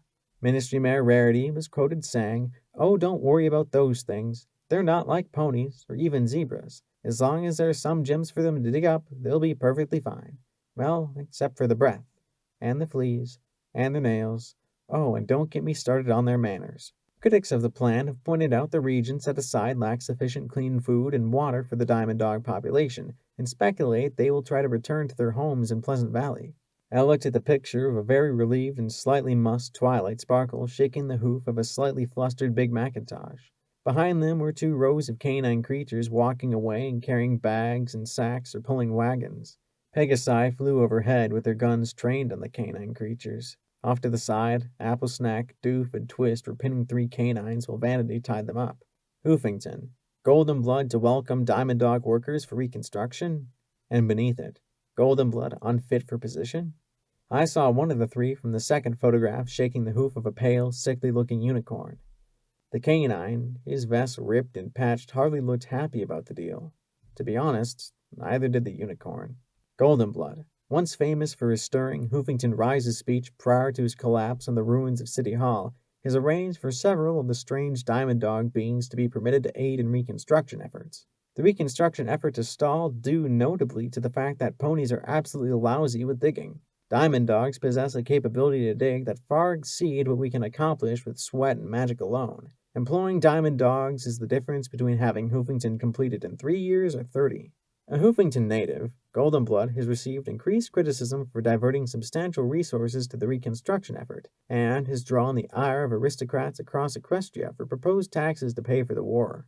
His recent comments about ending the war at any cost have drawn many to question his commitment to serving Princess Luna and the kingdom. Others question his physical soundness after his injuries. I heard the faintest sniff from beneath the bed, breaking me away from the article. Who hides under a bed? I knew who. Come on out, I said as softly as possible. I won't hurt you. It took about a minute before she emerged. I'd seen the sand dogs in Mariponi's memory and in the pictures, but I had to admit that there was something distinctly creepy about the strange upright build of the being. Its arms hung down almost to its knees when fully upright, but nearly reached the ground as it slouched forward before me. A wet black nose sniffed constantly as she, unless diamond dog colts were in the habit of wearing dirty dresses, kept her eyes low. I was shaken by how thin she looked, but then she hadn't had a stable feeding her 3 recycled square meals a day. Hungry? That got her looking at me, at least for 3 seconds. I fished around in my bag and came up with some tins of cram. Personally, I wasn't convinced it was meat, but I wasn't going to eat rad meat to find out. However, she recognized the can at once. I tried pulling on the tab, but it snapped off, and I was left staring at it stupidly. Damn. I can open it, Pony, she said, holding out her hand. Her other forelimb ended in a stub just below the wrist. I looked at her sheared-off stump, then nodded and floated the can to her. She sat on the bed and braced it between her knees, her remaining claws ripping the lid off the square can as easily as tearing tinfoil. She wasted no time bringing it to her lips and chowing down as quickly as she could. I feared she might choke, but she finally ate the last bit of salty pink meat and licked the inside clean. She still looked wary. Are you going to make us leave? Was I? An hour ago, sure. Why not? Help Riverside out by clearing out raiders and sand dogs. Now? No, I'm not. For some reason, that made her shake her head as she backed away on the bed with a whimper. Please don't kill me, she whimpered softly. What? And that was as far as I got, as a powerful hydraulic limb closed around my throat and lifted me from my hooves. I looked around at the magical cloak hiding him crackled away before my eyes. I stared at another canine, though this pale gray creature seemed more machine than flesh. The green eyes were quite sharp, though, as they glared at me like a balefire blast. Go away, Pony. This is our home now. You leave or die. From the malice in his eyes, it was fairly clear he definitely preferred the latter. Metal teeth gleamed from within old graying gums as an acrid reek made my eyes roll. He wore a faded and frayed collar studded with pale rhinestones, and there was a withered dog tag that read Rover. My first instinct was to try and blow his face off with magic bullets, but I took in how much metal he had on the skull. My magic had lousy armor penetration, and I could tell he could pop my head off like a can of cram if I didn't kill him. I don't want to fight you. For some reason, this statement just seemed to piss him off more. Oh, so you want us to leave? Or you wish us to dig? Or fight? Or experiment on us? Or you just wish to whine at us? He snarled as I dangled from his grip. Why not ponies just leave us alone? I will! I didn't know! I'll take my friends and go. I don't want to kill you, I replied, and I really didn't want to die. Somehow, he looked sour about that. But given how hungry he looked, I was glad he wasn't adding Pony to the menu. He carried me out into the subway platform where more dogs were appearing from holes in the tracks, ceiling, and, for some, thin air. A few clearly had some cloaking talisman built into their cybernetics. P-21 and Rampage were both pinned down physically, and Glory, who'd flown up to a vent in the ceiling, was kept pinned by small arms fire. Laguna remained standing calmly behind her magic barrier with the minigun focused on the 3 largest and most heavily augmented dogs, driving them back with bursts of fire that sparked and rattled off their metal limbs. Fight's over! We're leaving! I shouted. Not yet! I almost got him exactly where I want him! Rampage yelled as she squirmed beneath one who sat firmly upon her. Fight's done, Rampage! I said as I glanced back at Rover. He looked decidedly sour, but set me down. Slowly, the combatants released each other, and I got a better look at these sand dogs. This was just like Riverside. There might have been only 2 or 3 dozen at most, and even if these people were far stranger, there was no missing the signs of hunger. The slat sides and thin limbs. Even their augments didn't seem to be working with as much power as they could. I saw one sand dog take the ruby flakes from the table and brush them into a little port on their limb. Instantly, the lights on the arm glowed brighter. I glanced over at P-21 as he was released, then looked up at Rover. You know, there was a raider camp we took out an hour ago, not far from here. They had food. I commented lightly, and instantly saw the excited looks and heard the sniffing. Rover glanced down at me with a disgruntled little snort, but then the old dog gave a wave of his augmented hand. About half the camp went running the way we'd come down, sniffing our trail. Can we talk? Always talking.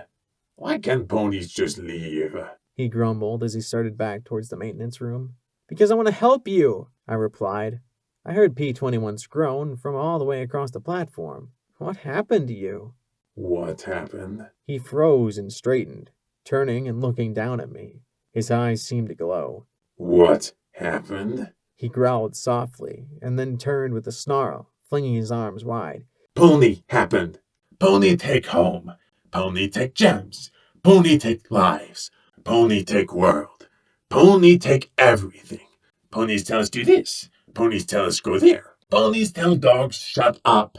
And Pony is always whining about stupid pony war, he said as he slammed his mechanical claws into the platform. Why is Pony always whining about Pony? Piggy not whine, cow not whine, chicken and dogs not whine. Only Pony is always whining about Pony. Okay, some pony had issues with whining ponies. I'm sorry. I didn't mean to make you mad. Please, I just want to know how I can help you.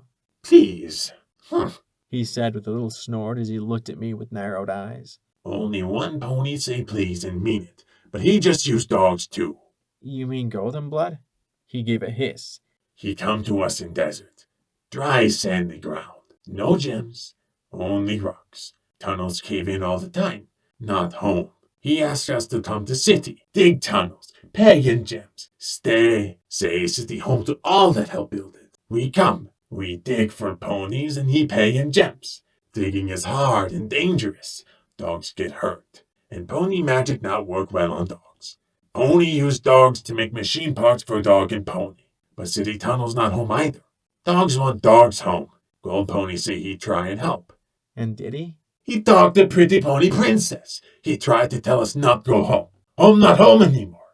Jim's gone. Nothing left. But it is home. Do ponies not understand? Home. And we wish to return. So Gold Pony say maybe if dogs fight zebras, we go home.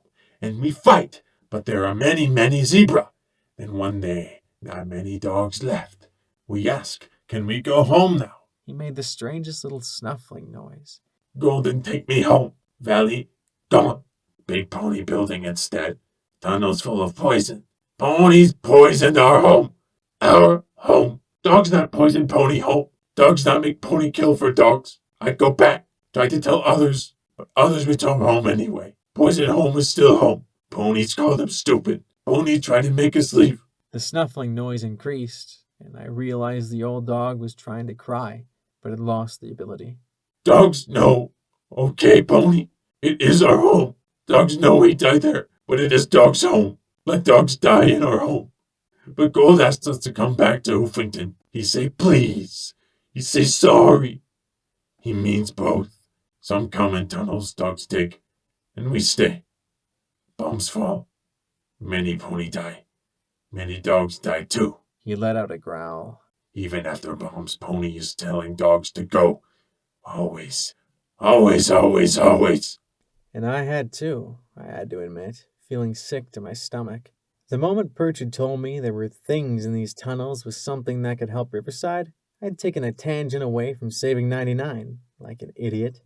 They'd been right to fill the entrance with mines. They'd mined egg containers and soda machines and things Pony would go after first. Even the baby basket had a pony doll inside it. Pony now knows. Pony should leave.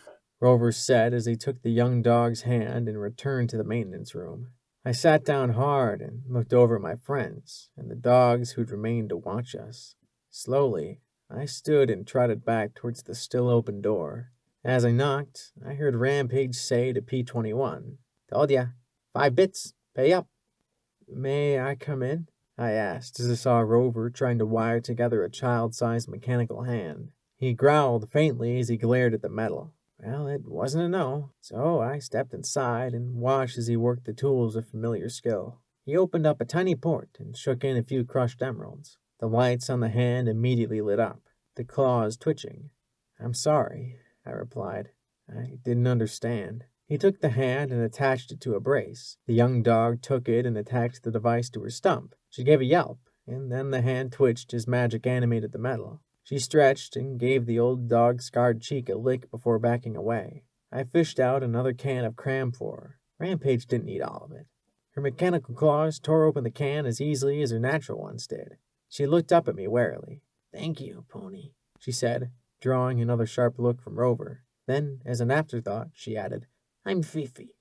I gave her a smile. Kids were kids, after all, unless they were Zodiac cults, but still. My kindness didn't seem to sit well with Rover, who looked at me like he wasn't sure if he should thank me or not. "What do you want, Pony? You tell us where to find food. We let you go. Why you stay, Pony?" "I want to help you," I said with a smile. "It's sort of my thing." "We do not want Pony help," he said, pointing a finger at me. "Pony help always hurt dogs. Always." "Please, you need food and you need gemstones, don't you?" I thought back to Bottle Cap. "You can trade. Trade for food with Riverside. And I know a pony who runs a gem mine." "Pony does not listen," he growled as he rose and faced me. "Pony help always hurt dogs. We try trade. Ponies cheat us. Ponies steal from us. Ponies attack us. Dog cannot trust Pony," he said as he looked down at me with a strange look. "Who is Pony who come here and thinks she make everything all right?" "I'm security. I just want to make everyone safer," I said lamely. Who was I to think I could just trot down here and overcome 2 centuries of pain and mistrust? I was such an idiot. My friend has a gem mine? Oh, really? Ever heard the phrase "too good to be true"? And I had no idea if Dusty Trails would help, or if Perch would be willing to play fair. He just looked at me with a scowl, his green eyes hard and suspicious. Then Fifi tapped the half-empty can of cram against his metal arm. "Eat!" "Dog not eat Pony food." She beat the can against his arm again. "Go play, Fifi." She frowned, narrowing her eyes, and banged the can against his arm several more times. Finally, he gave a resigned sigh, lifted the can, and let the slimy pink mass remaining plop into his mouth. He chewed, looking at me thoughtfully. "Pony thinks she can get other Pony to listen." I can try." That was the most I could promise. Rover scratched his white, tattered ear in a little cloud of dander. "I did not think Pony help Fifi. I now think security on radio real Pony. Or she help dogs." He pointed his mechanical claw at me. "We will bring things to trade. If village ponies are good and fair, we will trade for food. If not..." And he just sighed. If not, they'd slowly run out of food and gems to power their limbs. And then they'd die. I'll try and convince them. I will. I'll do better. I couldn't change the past, but I could at least try and do better now in the future. I had to admit, we were spoiled by the Miramare teleport. I'd thought that Lacuna could simply teleport us all across Hoofington at will. She firmly corrected that notion. She could teleport herself across Hoofington if she had to, with potentially 1 passenger. Without soaking up gobs of radiation, however, she'd only be able to teleport the 5 of us a few hundred feet. That was enough to get us outside, but it left my head spinning and feeling as though I'd just gotten struck by lightning again. The Kunai donned her black lace dress before we returned. A large purple unicorn caused far less commotion than an alicorn. She wrapped her minigun in a burlap sack as she floated it casually beside her. The weight seemed easily within her range of handling. If I tried carrying that weapon, my horn would burn out after 5 minutes. Back in Riverside, I approached the dozen or so ponies about the sand dogs coming to trade. The tone was immediately skeptical. Perch outright suggested ambushing them just to thin out their numbers. "Listen to yourself!" Glory suddenly shouted, the half-healed cuts on her face giving her a somewhat ghastly expression. "Aren't you supposed to be ponies? Because all I'm hearing is a lot of bandit talk. Kill first, take now. How is anything supposed to get better if ponies just kill and steal and take? It's got to stop. I had to admit, I was pretty impressed, and it shut up Perch enough that the villagers seemed open enough to give it a try. The only thing they had to lose was everything. I tried giving Thrush a hand with repairs. However, there are certain ponies who should never be given anything like a hammer or nails, and I am just such a pony. After nearly braining an oil can with a hammer and spilling my nails into the village water that had collected from the leaks, it was generally agreed by every pony that I should go wait in town for them to finish. Glory and P21 proved far more capable at heating up the clumps of tar that were being used to plug the gaps. I almost burned the boat down. I think I've mentioned a few times that I hate waiting, especially in a small town where there was literally almost nothing to do. I walked the perimeter of the food court 4 times, the dealer just standing there watching me. He wasn't talking to me. I wasn't talking to him. In fact, if I could, I'd ignore him for the rest of my life. He'd almost made me shoot Glory. I still hadn't answered for that. Something that bugged me, though, was the door he stood next to. It was just a simple metal door set between a fantastic hoofware and radio stable. The symbol on it was small and seemed faded even before 2 centuries of exposure. Glaring at him once, I took a closer look. It was 7 familiar symbols. A moon, a starburst, 3 apples, 3 balloons, 3 diamonds, 3 butterflies, and a cloud and lightning bolt. The moon sat in the center, surrounded by a ring. The other 6 symbols were arranged around it, and 2 more gray lines weaved in and out of them, seeming to tie them all together. At the bottom, written in small letters, Office of Interministry Affairs, Riverside Branch. This was the OIA. It looked like a janitor's access. I tried the door and grimaced as I found it locked. Well, time to see if I learned anything from P21's lessons. Carefully, I knelt down and started to tease the lock with a bobby pin. 2 snaps later, I was wondering if I was doing this right, when suddenly there was a faint click. I glanced up at the dealer, who simply shrugged. Inside were stairs going down, lit by flickering emergency lighting. I tried the light switch, but there was nothing. Instead, I picked my way down into a workspace that was rather tight even to a pony who'd worked in a stable. Papers were piled high on standard-issue desks amidst a few dead, dust-covered terminals. A few apathetic posters hung on the wall.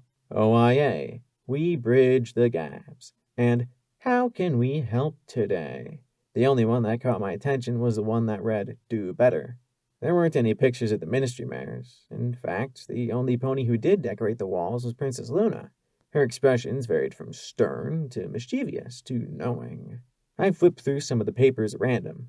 A memo from the MWT to the MOM about Spritebot interference with radio reception in Riverside, an MOI letter asking if a particular brand of magic insecticide talismans were being accredited to the MAS or to the MWT, was the MOP inspecting all Stable-Tech stables to make sure they were accessible to handicap ponies?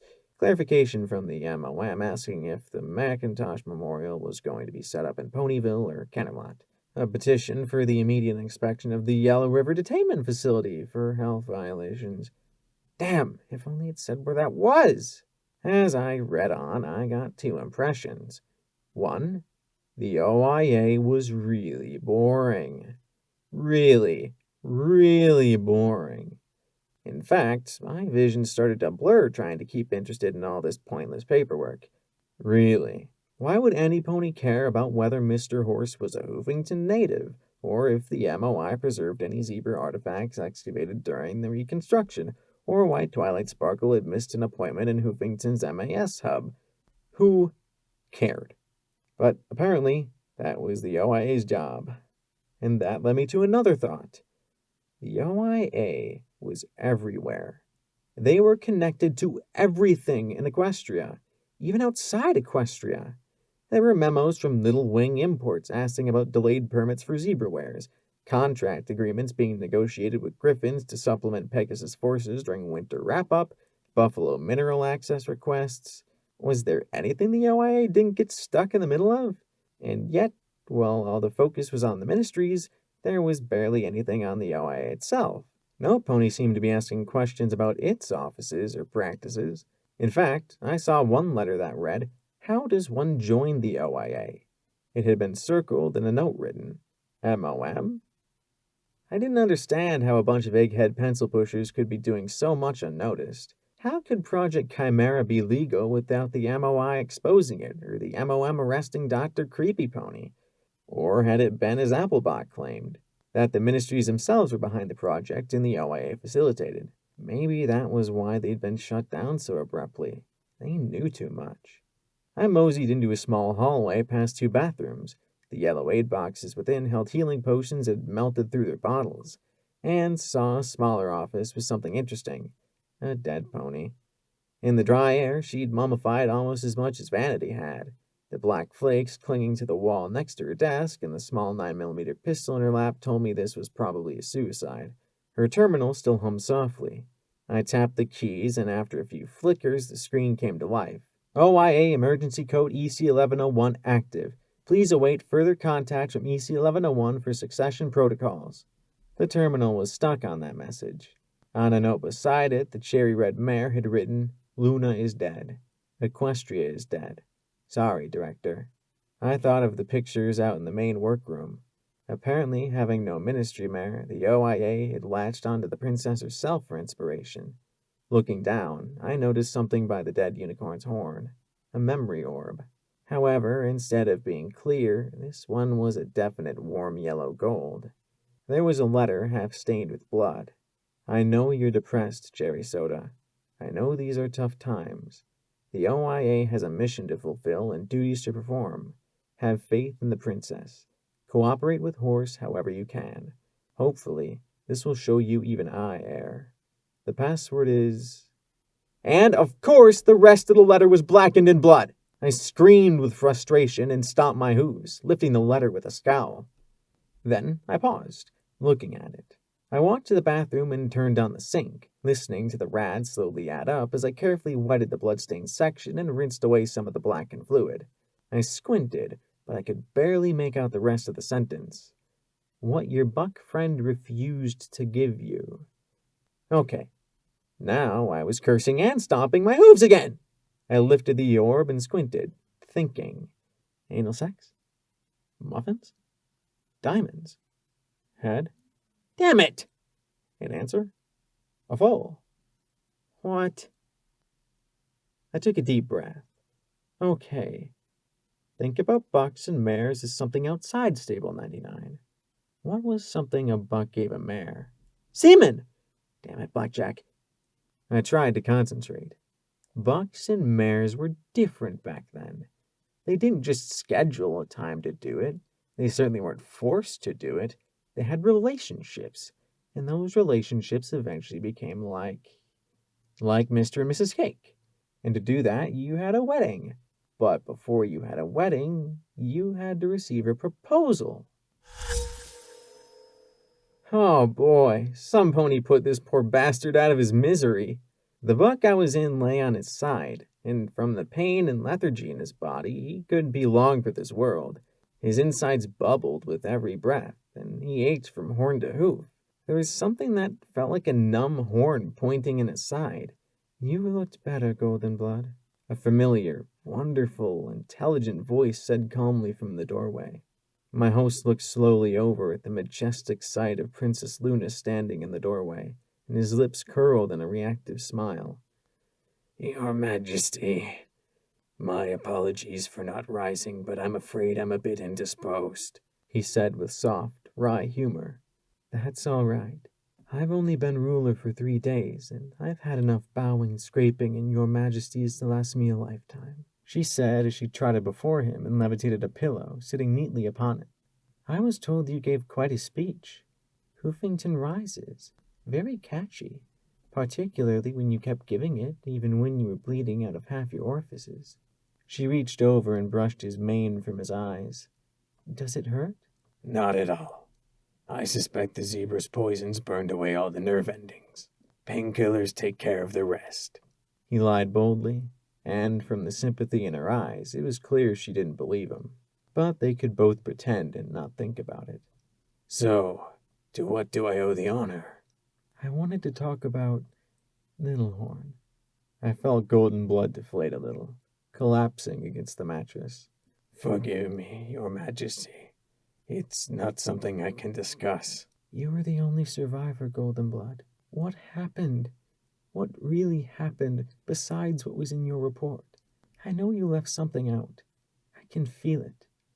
It's all there in my memory, Your Majesty. Every bit of horror. Every monstrous moment. He took a breath like a bubbling kettle before he honked up a wad of pink and spat it in the basin. It smoked. I know. But there was something left out. Something unsaid. So, what's really bothering you, Your Majesty? She took a deep breath and rubbed her eyes. I'm in charge of the country in a war that is consuming half the world, and everything is a mess. A complete mess. So tell me. You were right 10 years ago. You were right about what we should have done. Had we just done things differently? She shook her head and then looked at him with a firm gaze. I know the mistakes Celestia made, but what I'm not sure about is how to fix them. We're drowning in disorganization and chaos. The entire government was formed around Celestia, and every pony around me seems torn between treating me like my sister with a coat dye job or flinging their hooves into the air and crying doom. He closed his eyes, and I could just barely hear him humming something softly under his breath. Then he looked at her. You aren't Celestia. She gave him a wry smile. Celestia was such an effective monarch because for 1,000 years the government formed around her. Every pony could anticipate her wishes, tell her what she needed to hear, do what she needed done. You are not Celestia. The moment the bureaucrats, nobles, and people realize that, this country is lost. You seem to know a lot about politics, Golden Blood, she observed. Most of the books I've read about the subject start and end with Celestia, and the so-called experts just seem to want me to grant them better favors than Celestia did.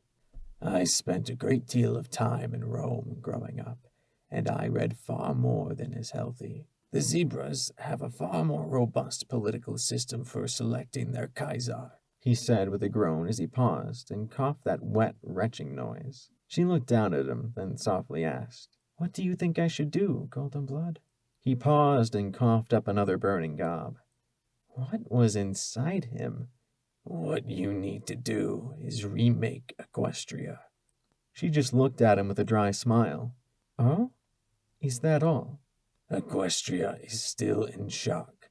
Between Little Horn and Hoofington, the entire country is in paralysis. When it wears off, it will be too late to act. If you announce a reformation, reorganization, restructuring, something, it will give ponies hope in change, confidence in audacity, refuge in the knowledge that you are going to act, and the more different it is in appearance from Celestia's government, the better. I see. So anarchy it is then? Of course not. And if you wanted anarchy, you wouldn't have accepted the job. He stared at her, and I felt the urge to blink, even though they weren't my eyes. Luna closed her own with a small frown. I will rule. Celestia gave Equestria more than 1,000 years of peace and prosperity. I will do no less. Not good enough, he replied, closing his eyes and tugging the blanket over him. He peeked out at Luna's slapped expression. What? If you're trying to run Equestria to soothe your ego and prove you're another Celestia, then you're going to fail, and fail miserably. Luna's eyes fell as her confidence melted. And you know it too. No pony wants their lives hanging on a princess trying to one-up a legacy that's impossible to copy. He broke into another fit of coughing. No one's ever said that to me before, Luna muttered, still looking a little shocked. Well, I'm dying, so I have certain liberties, he replied, spitting up another noxious, bloody gob. He took a slow and deep breath. For the right ruler, ponies will give anything and everything they can. They will fight to the death, sacrifice their lives, and walk into fire. We're ponies. It's our nature. So here's my proposal. Beg an armistice and prepare to pay out the nose for peace, and abdicate as well. See what government the ponies come up with and wash your hooves of it. Otherwise, decide why any pony should bow to a princess that doesn't even know why she should rule save she's a princess. Luna glared at him coldly, but I could see the uncertainty in her eyes. Our people have suffered for 10 years in this war. Now it's my chance to make things better. To make those 10 years count for something. To make it all mean something. And I will do so even if it means my life. Princess may be my title, but I am not going to forfeit my responsibilities and obligations to my people. And I will make things better. I will give the ponies of Equestria the future they deserve at any cost. At any cost? Could she imagine the cost? Could he? He closed his eyes and then gave a resigned sigh. What you need is a reorganization of form more than substance. You want to stay in charge, but you need a break in Celestia's status quo. You'll have to do something she never did before. You'll have to share power, or at least make the appearance of sharing. Share power? But how? Celestia... The roles and obligations of government remain the same. Under Celestia, they were executed almost automatically. 1,000 years of political stagnation will do that. Instead, you're organizing them into bureaucracies or groups. A different form with the same function. He paused as he closed his eyes again, and for a moment I wondered if he just died or something with how still he lay there. You're going to need help. Ponies you can respect and who respect you. Ponies with skill. Well, I respect you, she said, and he looked at her and I felt his heart beat faster. But why? Aren't I supposed to rule directly? Not even Celestia ruled directly. She ruled through inference and tradition. If she'd had to make every decision like you're trying to do, she'd have been crushed. The government that she formed was largely automatic. What you need are bureaus or ministries who can act while you rule. They'll screen a lot of the day-to-day activity, but you'll need a figurehead for them to solidify around. Some pony that can rally the people's faith and deflect their criticisms. A pony with enough ability to be effective, but selfless enough to lack ambition. And that will not be easy to find. But Luna was smiling as she stared at the door. Oh, I don't know, Golden.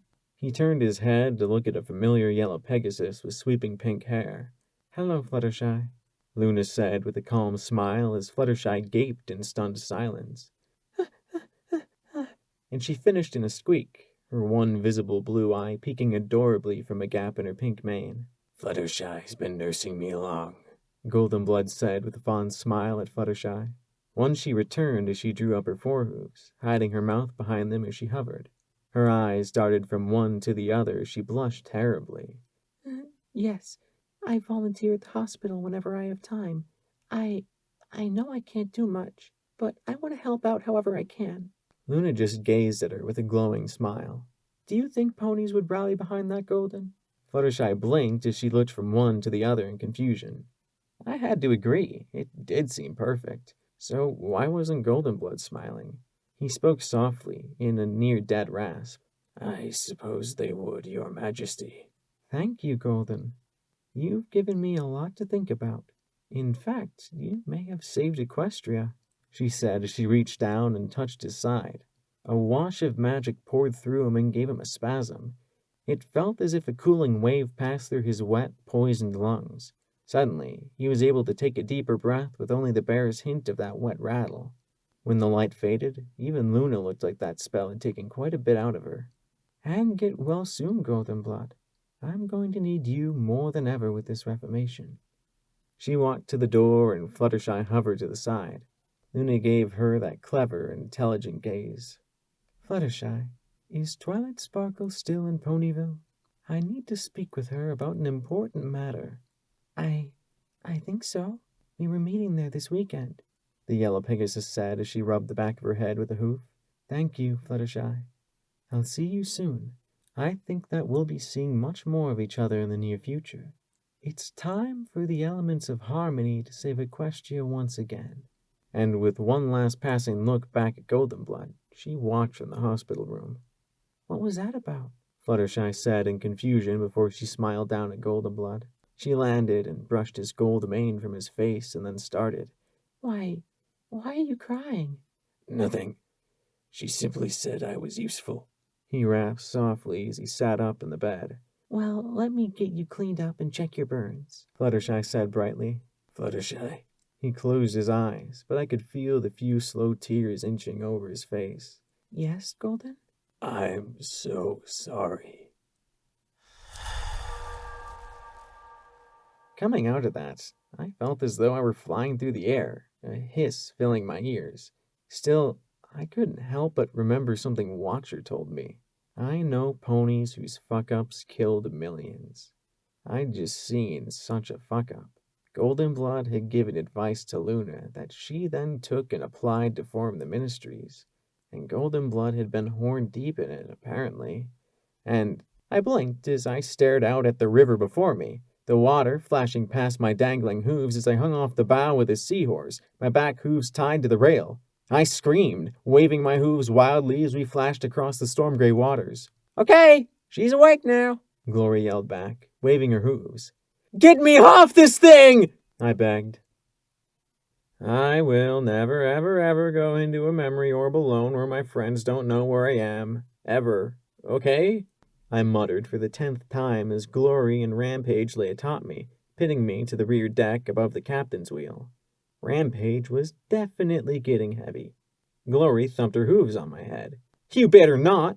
We were ready to go 5 minutes after you left, but suddenly we couldn't find you anywhere. Lacuna finally magicked up a spell to find you. Then you were out when we really could have used you, clearing out Hoofington Bridge. So, what do you say again? I will never ever go into a memory orb alone where my friends don't know where I am. Ever, I replied with a grumble. Apparently, while I was in La La Land, the Seahorse had to pass under a bridge that a slew of Reaper washouts had managed to take over since the boat passed upriver. Unfortunately, they'd had a missile launcher. I'd missed out on the fun of teleporting up and wiping most of them out. On the plus side, though, we'd added to my store of ammunition and odd weapons for resale. Glory finally decided that enough was enough and climbed off me. I shoved Rampage off as I looked around with bruised pride. Actually, what pride? I had been an idiot trying to get into the orb alone in the first place. I knew it. This was just my friends letting me know how much I'd scared them. Still, I wish you could have seen it. Luna and Goldenblood coming up with the idea for changing the government, and Luna laying the foundations of the ministries. I mean, I didn't get a lot of the political gobbledygook, but it was still amazing to see. Well, I figured the ministries just happened, Rampage said as she scratched herself. Like, one day Luna asked Twilight Sparkle and her friends, "Hey, wanna help me run Equestria and blow up the world? It'll be great fun." Lacuna looked over with an unfathomable expression. Well, things have to get started somewhere, don't they? I said with a sigh as I looked at the golden orb. Luna needed to rule, and Goldenblood told her what she needed to do to get every pony to follow her. And it worked, until the war and everything got out of hand. So why'd he told Fluttershy he was sorry?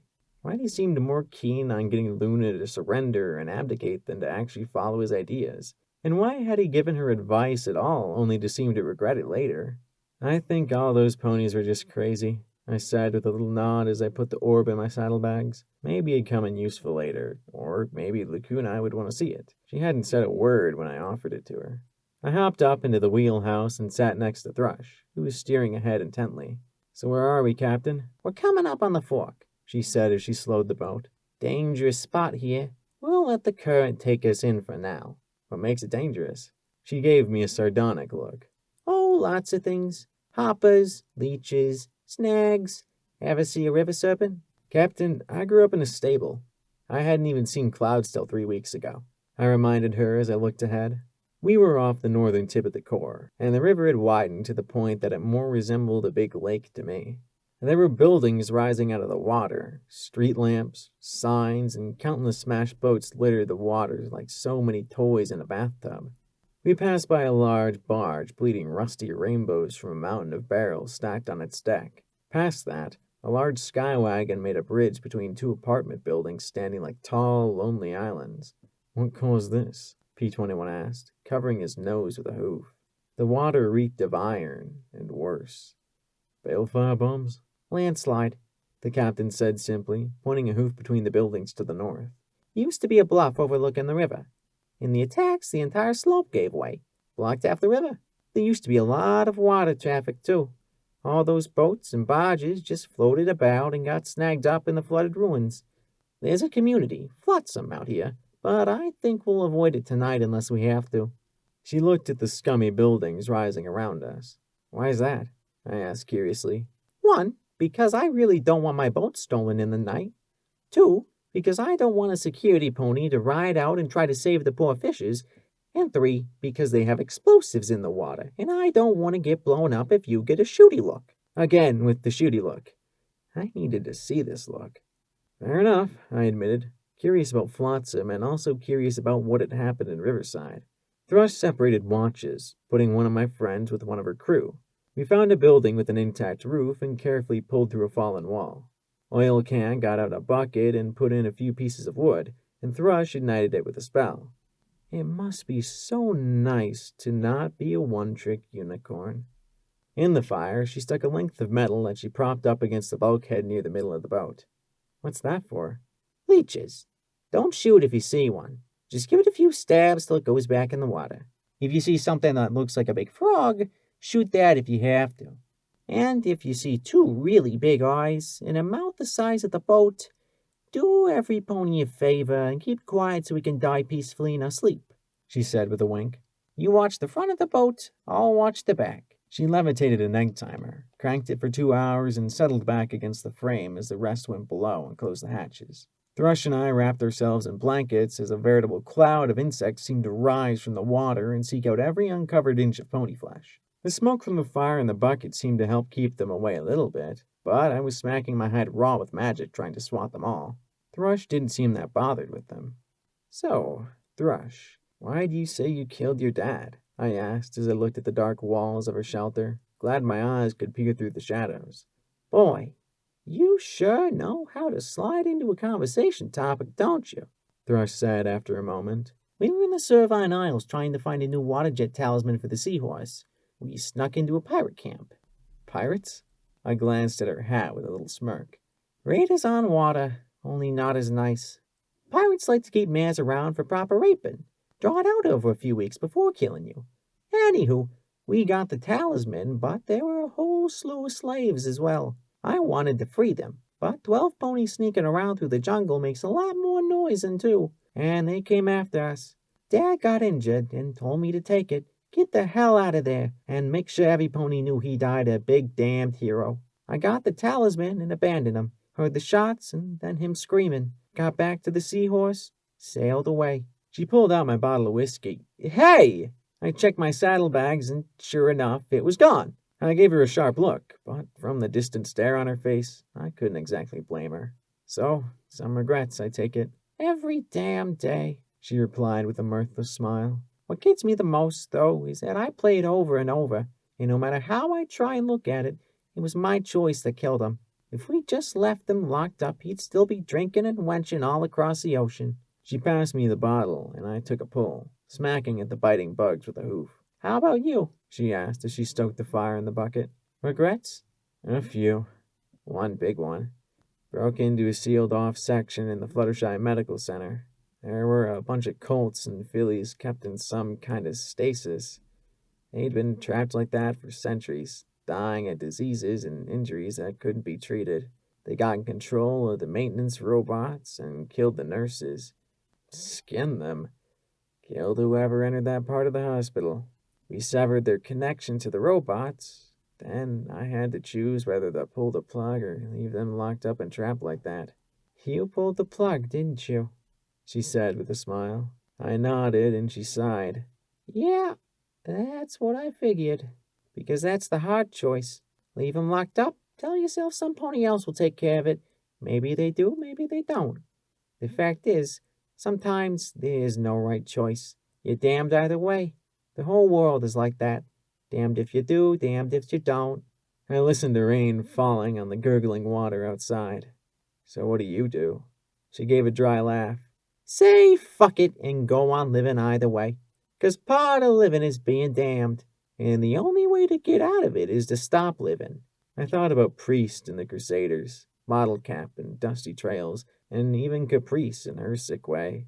Yeah, each of them had screwed up somehow, but they kept going on. Was goodness just an illusion? Virtue, just the best we could muddle through? Virtue. What was my virtue? Why did a not smart pony like myself have to think about these things? I just wanted to be better than the wasteland around me. I just wanted to leave ponies better for my helping them. I seemed to just leave them dead. No, I'd helped in Riverside, hadn't I? In Chapel? Oh, by accident. I'd keep helping if I could. I'd find out where EC 1101 was supposed to go and turn Hoofington around in the process. I could do it. I had to. If I couldn't, then I'd be really and truly damned. I was staring out at the front of the boat when I noticed it. A strange black mark in my mutant night vision, like a blob of night creeping along the edge of the boat towards me. Somehow, I couldn't move or think as that shapeless mass undulated closer and closer to my hooves. It was like a black, shiny, pony-sized thing crawling towards me for succor. The mass of darkness was a thing from my nightmares, and I stared as the pointed, tapered end of it lifted and opened. Dozens, perhaps hundreds of hooked teeth glistened as it oozed its saliva from the tip. I stared, wondering if my brain had truly snapped for good. Then the glowing tip of the iron floated past my head and pressed into that maw with a sizzle and an iron reek. The blob hissed and writhed as it fell back into the river with a soft splash. Huh. Usually leeches are bigger than that, she said in my ear before returning her iron bar to the fire bucket. Leeches. It went on my mental list of things to hate about Hoofington. Then it was underlined, circled, and had stars put around it. The atrium of 99 was the heart of social life in the stable. Ponies came into the open space to discuss their jobs and the few recreational activities various ponies organized. The stable picnic allowed a few dozen mares to gather, spread out blankets on the metal floor, eat some recycled chips, and pretend that we were all on the surface rather than think about our current situation. I didn't like Daisy's mom. No pony did. She was by far the largest mare in the stable and in charge of the second shift, which put her right behind Mom on the pecking order. She could be nice, but without warning, she could shift straight into vicious little comments that could become painful beatings or kickings with the slightest provocation. So it helped a great deal that I'm such an idiot when I trotted right up to her and told the biggest, meanest mare in the stable, "Petunia, I'm placing you under arrest for beating up Daisy. Please come with me to security for processing." Mom, sitting right next to her, went very still. "What the fuck is this, Jen Rummy? You put your brat up to this as a joke?" Petunia said as she chewed slowly on a gray fungal chip. A chip named Go Fish, no doubt. "Go Fish? What are you doing?" she muttered in horror. "Being security," I said firmly, pointing a hoof at Petunia. "She beats up Daisy. She cuts her, too." "Fish, go back to our quarters, please," Mom said firmly as she rose and escorted me from the atrium. When we were out of sight, she whirled on me. "Go Fish! How could you say such things?" "'Cause she does, Mama," I insisted, stomping my hoof as I looked up at her. "Daisy comes to school all bruised and cut up. Petunia's the only one who can be doing it. Daisy can't cut her own flanks, can she?" Mom looked at me steadily, closed her eyes, and sighed as she took her head. Without another word, she led me up to Daisy's apartment and opened the door. Daisy looked up in shock, wiping tears from her eyes. Mom looked at her. "Daisy, Go Fish made a very important accusation just now." Daisy stared at me in horror as Mother asked slowly, "Does your mother hurt you in any way? Kick you? Cut you?" And Daisy just bowed her head. "No, ma'am. I get in accidents a lot. And fights." "I see," my mother said in resignation. "And you know to report it if she does?" A slow, lethargic nod. "Daisy, tell her! Tell her what she does to you!" But Daisy just gave me a chilling look. I'd gone from her friend to something else entirely. Something past what duct tape was. This was all going very horribly wrong. "Let me save you! That's what security ponies do!" "That's enough, Go Fish. Let's go. You'll have to write an apology to Petunia." I woke to the creaking rock of the boat and the sound of P-21 breathing nearby, and some pony else. I glanced up at the sight of Lacuna with her horn touching mine, my eyes going wide. "You have interesting dreams, Blackjack." "You can read my mind," I thought at her, trying not to think of a slew of expletives to add to that. "Like this, yes." "And why are you reading my mind?" "You have interesting dreams." she repeated with a tone of amusement. "And this way we will not wake the others." I am not okay with this. I thought back at her. "Have you done this with the others?" "Wouldn't you? I desired to see if you meant me any harm." "And what about the other way around?" She followed up with a simple, "I'm sorry you can't trust me yet." Considering what she'd just done, that statement was more than a little ironic. Yeah, well, the telepathy thing is freaky and sneaky. But you know we don't want to hurt you, right? Your blue friend does. He wants to hurt all of us, and he wants to help all of us. I cannot imagine a more conflicted male. I sighed. P-21 still wasn't over everything that I'd done to him. When I hurt a pony, I left scars. Deep ones. Just like Daisy. What happened to your friend in the stable? There's this one door with a faulty electric motor. She let her mom in there, brought the door down on her head. Said it was an accident. I never went near that door again. I never knew if she was inside, and waited to crush my head like a grape. She took her mom's position, and that was that. Do me a favor, all of us a favor. Stay out of our heads, I thought as I looked up at her. Of course. Good night, she said as she pulled her horn away from mine with a parting. Sleep tight. Yeah, sleep. That wasn't happening. In the morning, I found Glory shaking, holding one of the cold metal rods as if it were a magic wand to protect her. P-21 was as far from the water as he could get, and Rampage was roasting a chunk of leech over the coals in the fire before laying in. What? It's good, she protested as she chowed down on the rubbery flesh. Another day, and she'd be at her adult weight. The seahorse crept out into the flow, the morning glow barely starting to illuminate the clouds to the east. Everything was coated in a sickly sheen of black mold and rotten fungus. Not true growth, but the only slime that could spread in Hoofington's enervation fields and tainted waters. Now that we were moving, I turned on the radio, hoping to hear more of the stable dweller and things around Hoofington. About an hour after I turned it on, the familiar voice of DJ Pone3 addressed the Hoofington region. And to all my listeners out east, I'm afraid there are some ugly times. A veritable army of raiders has popped up in the north. They've hit every caravan and village from Toll to Megamart. These raiders ain't the normal half-starved psychopaths you're used to either. They're healthy, they're organized, and they're eating every pony they can get their hooves on. So, who's responding to this menace? Well, not the Reapers. No, they got their hooves full trying to harass river traffic and seeing who's the most badass pony in Equestria. And it's not the Steel Rangers, oh no. They don't interfere with locals, and they're busy stockpiling every bullet and missile they can get their hooves on. And it's not the Volunteer Corps either. Come on, Enclave, if you really want to help, do you have to be so incompetent? I'm not saying you're not trying, but is this the best you can do? Unless one of these three powers wants to pony up, things are going to get pretty brutal pretty fast. Otherwise, we'll just have to cross our hooves and hope that security can do something about it. Because once they strip Hoofington, it's just a hop, skip, and jump to Manhattan. So move your little rump if you can, security. Folks need you more than ever. Thrush looked at me with a curious smile. Well, you've got an interesting time ahead of you. My mane itched like mad from all the humidity off the river, and I scowled as I looked out at the slimy buildings and bobbing ruined boats and barges. Where the heck are they all coming from?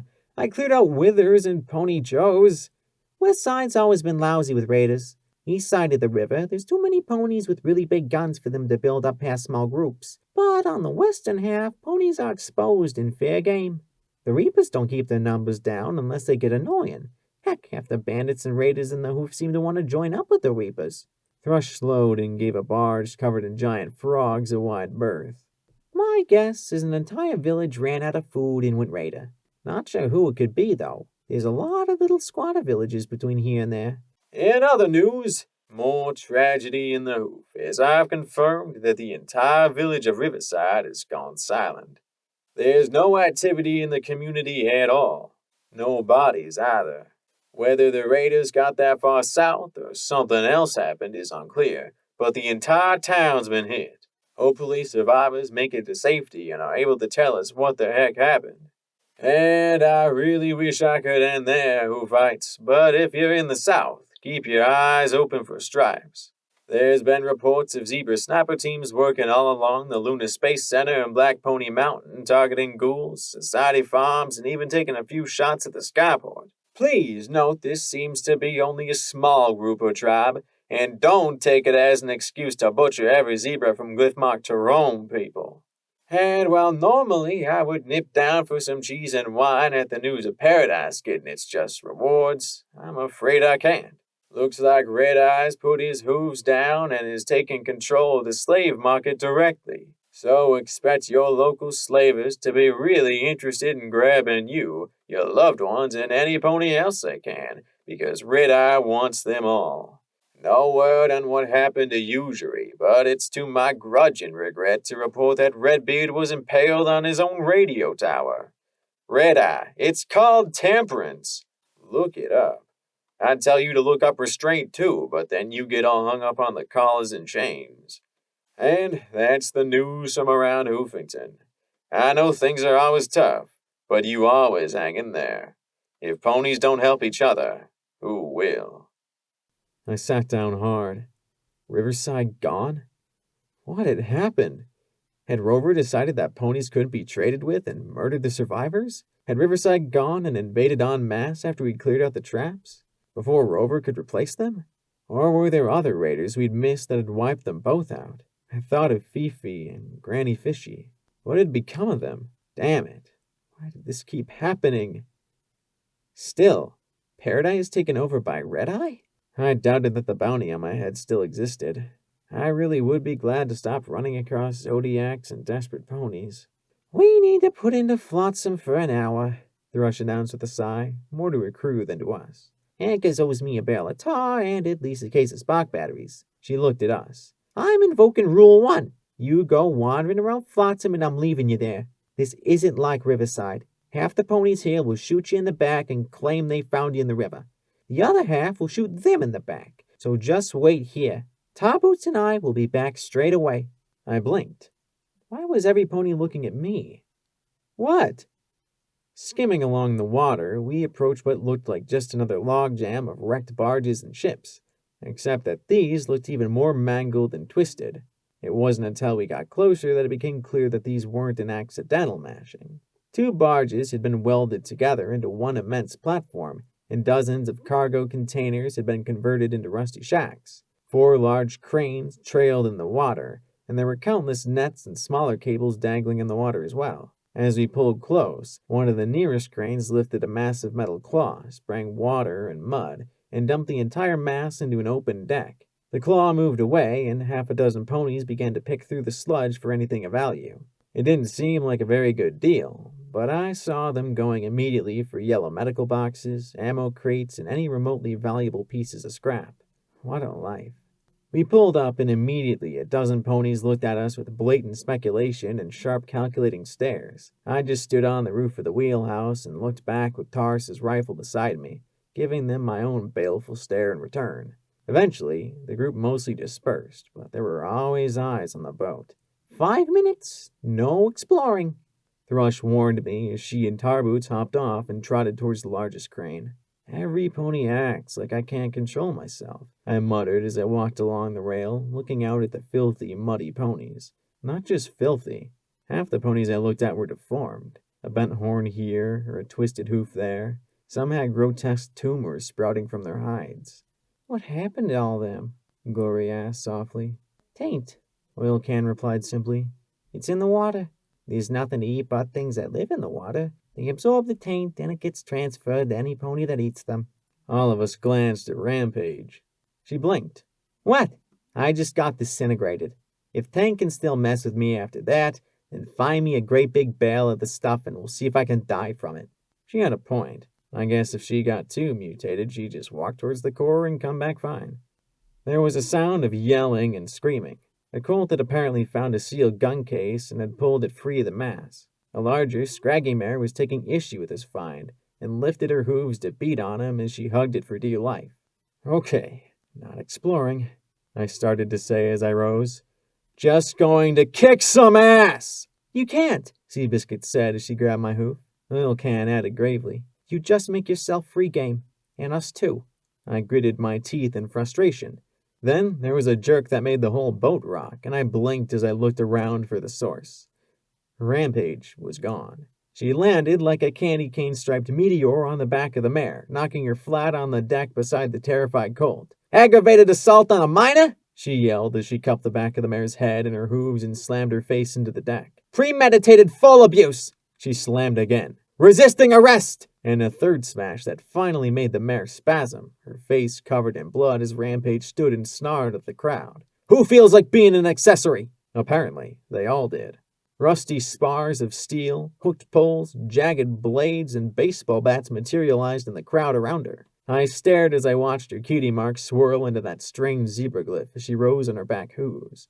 They surged en masse, but with a hop, she jumped clear over the leading edge. Then, she was a one-pony wrecking machine, her hooves seeking the joints, ribs, and necks of her enemies. I'd seen this kind of fighting before, in static pictures of fighting techniques. The moves were the light side of Fallen Kaiser technique, fighting with restraint rather than to kill, and she could kill with a tilt of her hooves from flat to point. Just like that, and her hooves would be going through her enemies rather than bruising ribs or spraining joints. Her red stripes seemed particularly brilliant as she moved through them like an avalanche. Ponies on the cranes were rushing out now with high-powered rifles, but any fight that was left found itself sprawled out across the deck. Just like that, any pony who had a problem with Rampage left rather than face her glare. The colt had released the fallen gun case and now shook the fallen mare. Mama! Mama!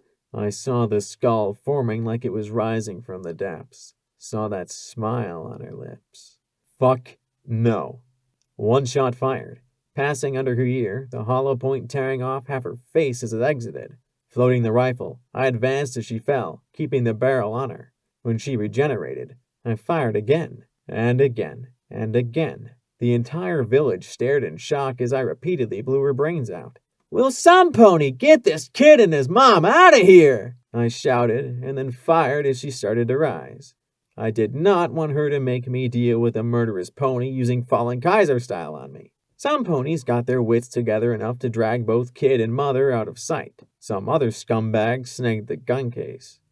I hoped it was loaded with armed grenades. Finally, we were alone in the center of a large area of no pony wanting to look at the crazy mares. Rampage just lay there, and I watched as the skull seemed to dissolve into a swirl. Thanks, she muttered as she sat up and looked at the red and gray smears across the rusty deck. Whoa, what'd I do? Rampaged. And thank goodness without her armor. Do you remember? Some cunt hit a kid and, I think I was going to, arrest her? She blinked at me owlishly before nodding. Yeah, I think that was it. Then it all got fuzzier and fuzzier. Freeze! Don't fucking move! Two unicorns shouted as they pointed rifles at both of us. No pony disrupts salvage operations in Flotsam. Rampage just took one look at them and then leaned forward to press her forehead against the barrel of the gun. What? You think your gun can drop me when hers couldn't? Go on, try, and then, when you run out of bullets, I'll fuck you with the butt of your own rifle.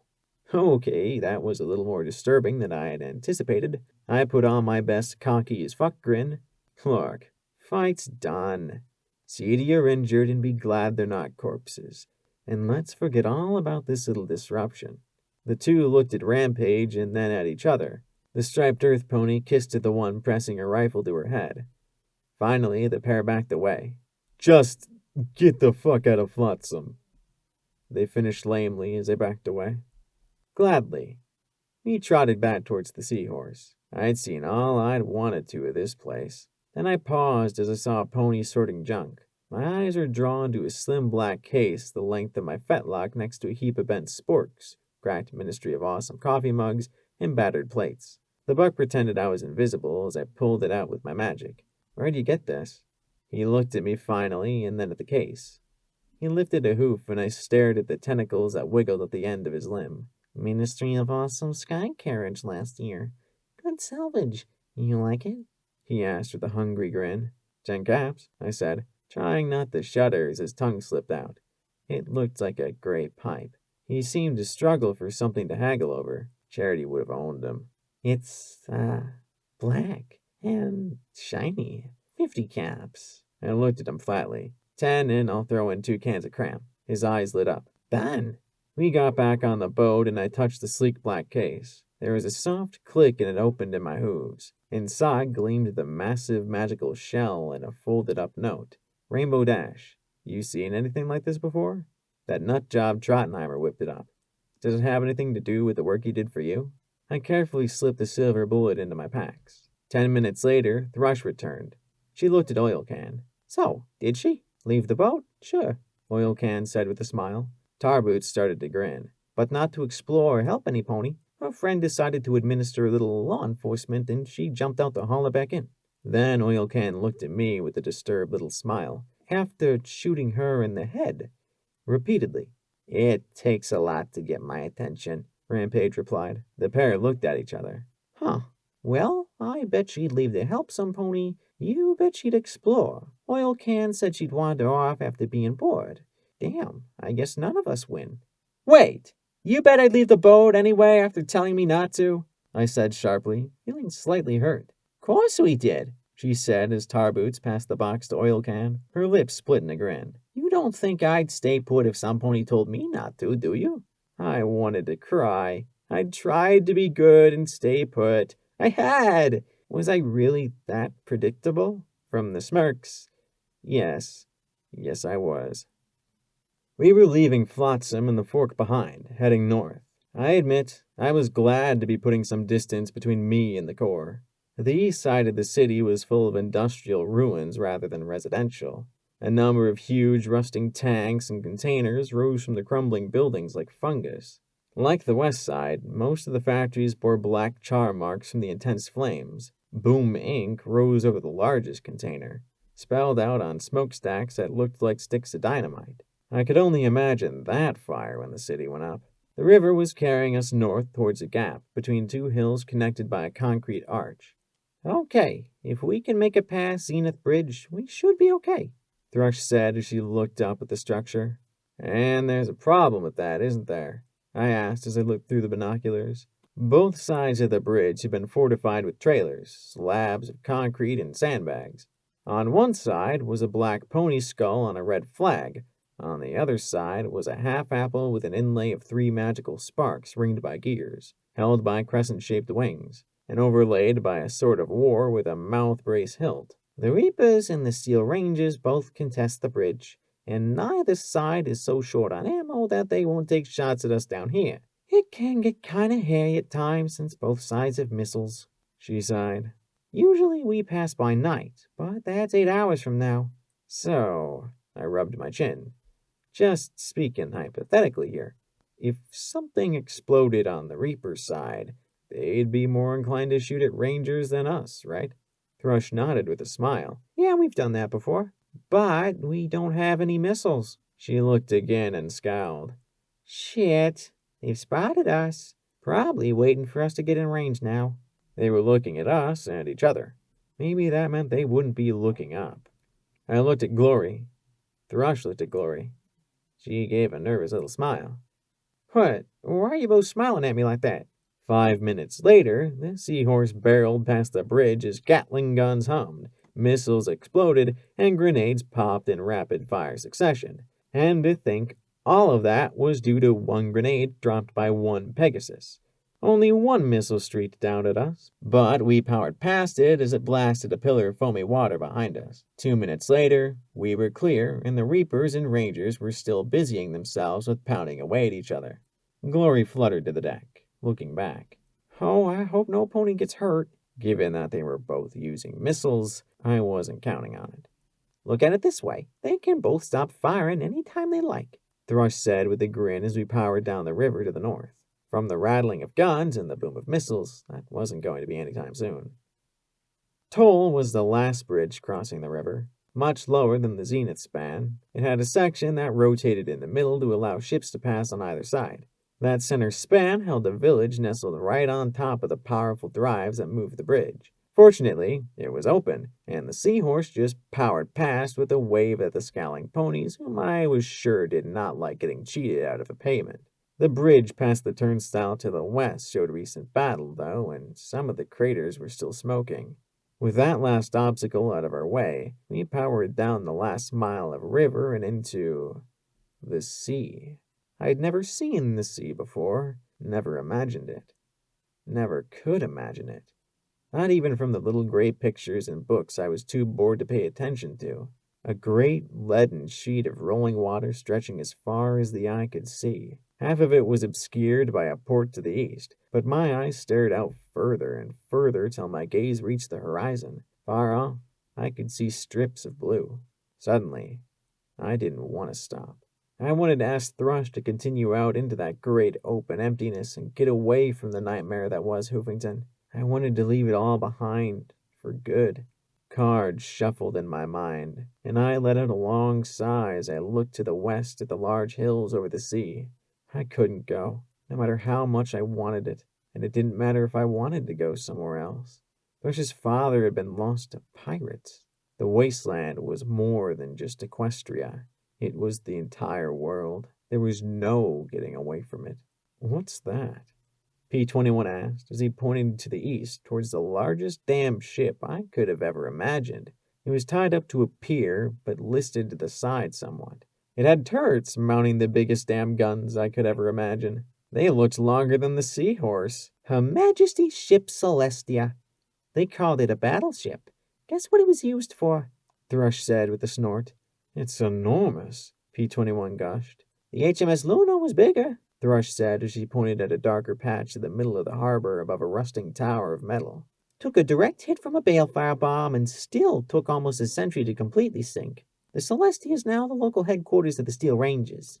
What's their story? I get that they have power armor, but why are they in Hoofington? I asked with a small frown. Well, back in the last years of the war, Applejack designed magic power armor. Soldiers that were trained in its use became an elite group. When Equestria went boom, they buried themselves in bunkers and stables and waited it out. About 30 or 40 years ago, they crawled out of their base in Manhattan and started to spread. They've got some sort of edict to collect and protect MWT technology, and since ponies aren't MWT tech, we can go fuck ourselves. 20 years ago or so, they came down to Hoofington. I guess how the Crunchy Carrots took one look at the Celestia and orgasmed. If they could get the guns to work, they could take over the city. If they could get the damn thing seaworthy, hell, I don't think any place within 20 miles of the sea would be beyond their control. Could they? I couldn't imagine those enormous guns firing. How big were the actual shells? If it could fire for miles, even the Hoofington defenses might not be enough. They could batter down the wall and the city would be theirs, except for the innervation. But what if their suits blocked it? Whew, my maid did not like that idea at all. No idea. I think Crunchy Carrots just wants it working to make it work. Steel Rain, though, he's definitely of the opinion that technology's meant to be used. She sighed and shrugged. They're mostly bottled up in the Ironmare base. I don't have much dealings with them. Since the Seahorse's engine's probably pretty high on their list of tech to confiscate, I don't plan on finding out just how high anytime soon. The Seahorse turned away from the Celestia towards the west side of the bay, where the land rose in high gray and brown hills. I just looked back at the gray waves and the crashed and piled boats that had been jumbled together or half sunk in the harbor. From the depths of the sunken HMS Luna, I could see the telltale rainbow glow of magical radiation. Even the sea, as vast and wide as it appeared, hadn't escaped the war. Nothing had. I'll drop you off at the boardwalk, unless you've had a sudden outbreak of sanity and want to come with us to Friendship City. Thrush grinned widely. Oh, it's a great place. There's this bar run by the fattest mare you could imagine, and her swill will get you messed up faster than you can spit. Pretty sure she cuts it with antifreeze. I knew she didn't want us to split up. We were a lot alike, but she had her boat and her crew. I had my, whatever it was, quest, mission, brain damage. Tempting. I normally never pass up liquor that makes me blind, but I've got a long overdue appointment back home. Ahead, we were approaching something like a carnival set on some long wooden piers. A huge Ferris wheel bearing the rusted face of Pinkie Pie grinned out at the harbor with an impudent little wink, while a wooden roller coaster leaned perilously out over the water. Thrush carefully maneuvered the seahorse to a rotten stair at the end of the pier. It was rickety, but we were able to climb up to the top. My pip-buck pinged softly. Boardwalk appeared in my vision. Take care of yourself, security. I look forward to having another adventure with you in the future, she said with a grin and a little wave. You too, Captain Thrush. Don't get sunk, I replied, then frowned. Or shot, strangled, raped, disemboweled. I'll stay safe, she replied with a laugh. The talisman at the rear of the boat hummed and hissed, and on twin jets of water the seahorse pulled away and set out towards the open sea. I sighed softly, watching her go. You wanted to stay? The kunai asked softly. Of course. I mean, she has a life that's exciting and not filled with one messed up nightmare after the next. I checked my rifle and swept it across the boardwalk. Nothing in view, nothing on my EFS. Had I actually gotten lucky twice in 2 days? Carefully, we made our way down the pier and into the amusement park. The massive wheel creaked softly in the wind as we passed beneath it. There was an army of raiders operating somewhere around here. Maybe some of them were around Boardwalk. They were. Only they were dead. Really, really dead. Some pony had tied 3 of them to a rail and then eaten them. Alive, apparently, from all the blood spatter and how the wire used to tie them had nearly cut their hooves off in their struggles. Congratulations. There were ponies in the wasteland more fucked up than even raiders. I just hoped we didn't run into them between here and 99. The path home had an interesting sense of deja vu behind it. Despite the fact we'd run in an entirely different direction, I still kept looking for the farm with flooded fields, or the ruin where we first met Watcher. I was also keeping my eye on my EFS for raiders. We kept coming across signs of them. A bloody Brahmin skull hammered into a tree. A pony stretched over a stump before being eaten. I didn't check that closely, but I couldn't imagine that had been the only thing done to her. The broken soda bottles near her hindquarters were evidence of that. In one clearing, we encountered 2 bucks completely torn to pieces, the remains thrown like garlands over the dead trees and thorny bushes. Even their skulls had been pulverized. The only thing not destroyed were their genitals. The specificness of that carnage made my mane crawl. I didn't like it. These psychopaths were way too close to my home, but I needed to check and make sure it was safe before hunting these fuckers down. Then I spotted it. The mine door was still intact. Even Dave's hadn't blown it off its hinges, apparently. I picked my way towards it, looking down. The remains of raiders lay in heaps outside the... No, not raiders. Brahmin. I looked towards the door, a dread settling upon me. I couldn't hear the voices of my friends as I stepped through. The short, dark tunnel downwards was filled with a sweet stench of carrion. Down and down I moved, faster and faster, ignoring the shouts of my friends as I raced to the bottom. If the door was open, if the raiders had gotten inside... But no. I gave a sigh of relief as I saw that the door was closed and secure. Perhaps the raiders had tried but failed. I smiled as I rested my head against the metal surface. Lifting my pip-buck, I activated the Overmare's override for the door. There was a mechanical groan, then a hum. Finally, I could see Mom. Midnight. Sleep in my own bed. Play a game with rivets. I was home. A blast of hot, dank air hit me. I'd been outside for so long that the dankness made me gag. I heard shouts from behind me, but I didn't care. I toggled in my mom's tag and was astonished to see that she was in the atrium, right through those doors. I walked to them and squeezed through the gap before the door finished opening. Hey, every pony! Guess who's... I stared at the severed head of a mare. Rotting lavender hide hanging in slats. Striped purple and red mane spattered with dark bits of gore. It was speared on a shorn-off pipe with her pip-buck locked around it and the sign Traitor written beneath it. Splayed torsos were nailed to the wall. Guts and entrails dangled from the overhead rails like streamers. The black-brown stain of blood covered every wall, and from the halls of the stable came a low, mad giggling. A hiss crackled over the speaker, and I heard the Overmare's voice. Welcome home, Blackjack. We missed you. Her mocking giggle rose higher and higher as I began to scream. The Raider Army was Stable 99. Footnote: level up. New perk: light trot. You are agile, lucky, and always careful. Or maybe you have just mastered the art of self-levitation.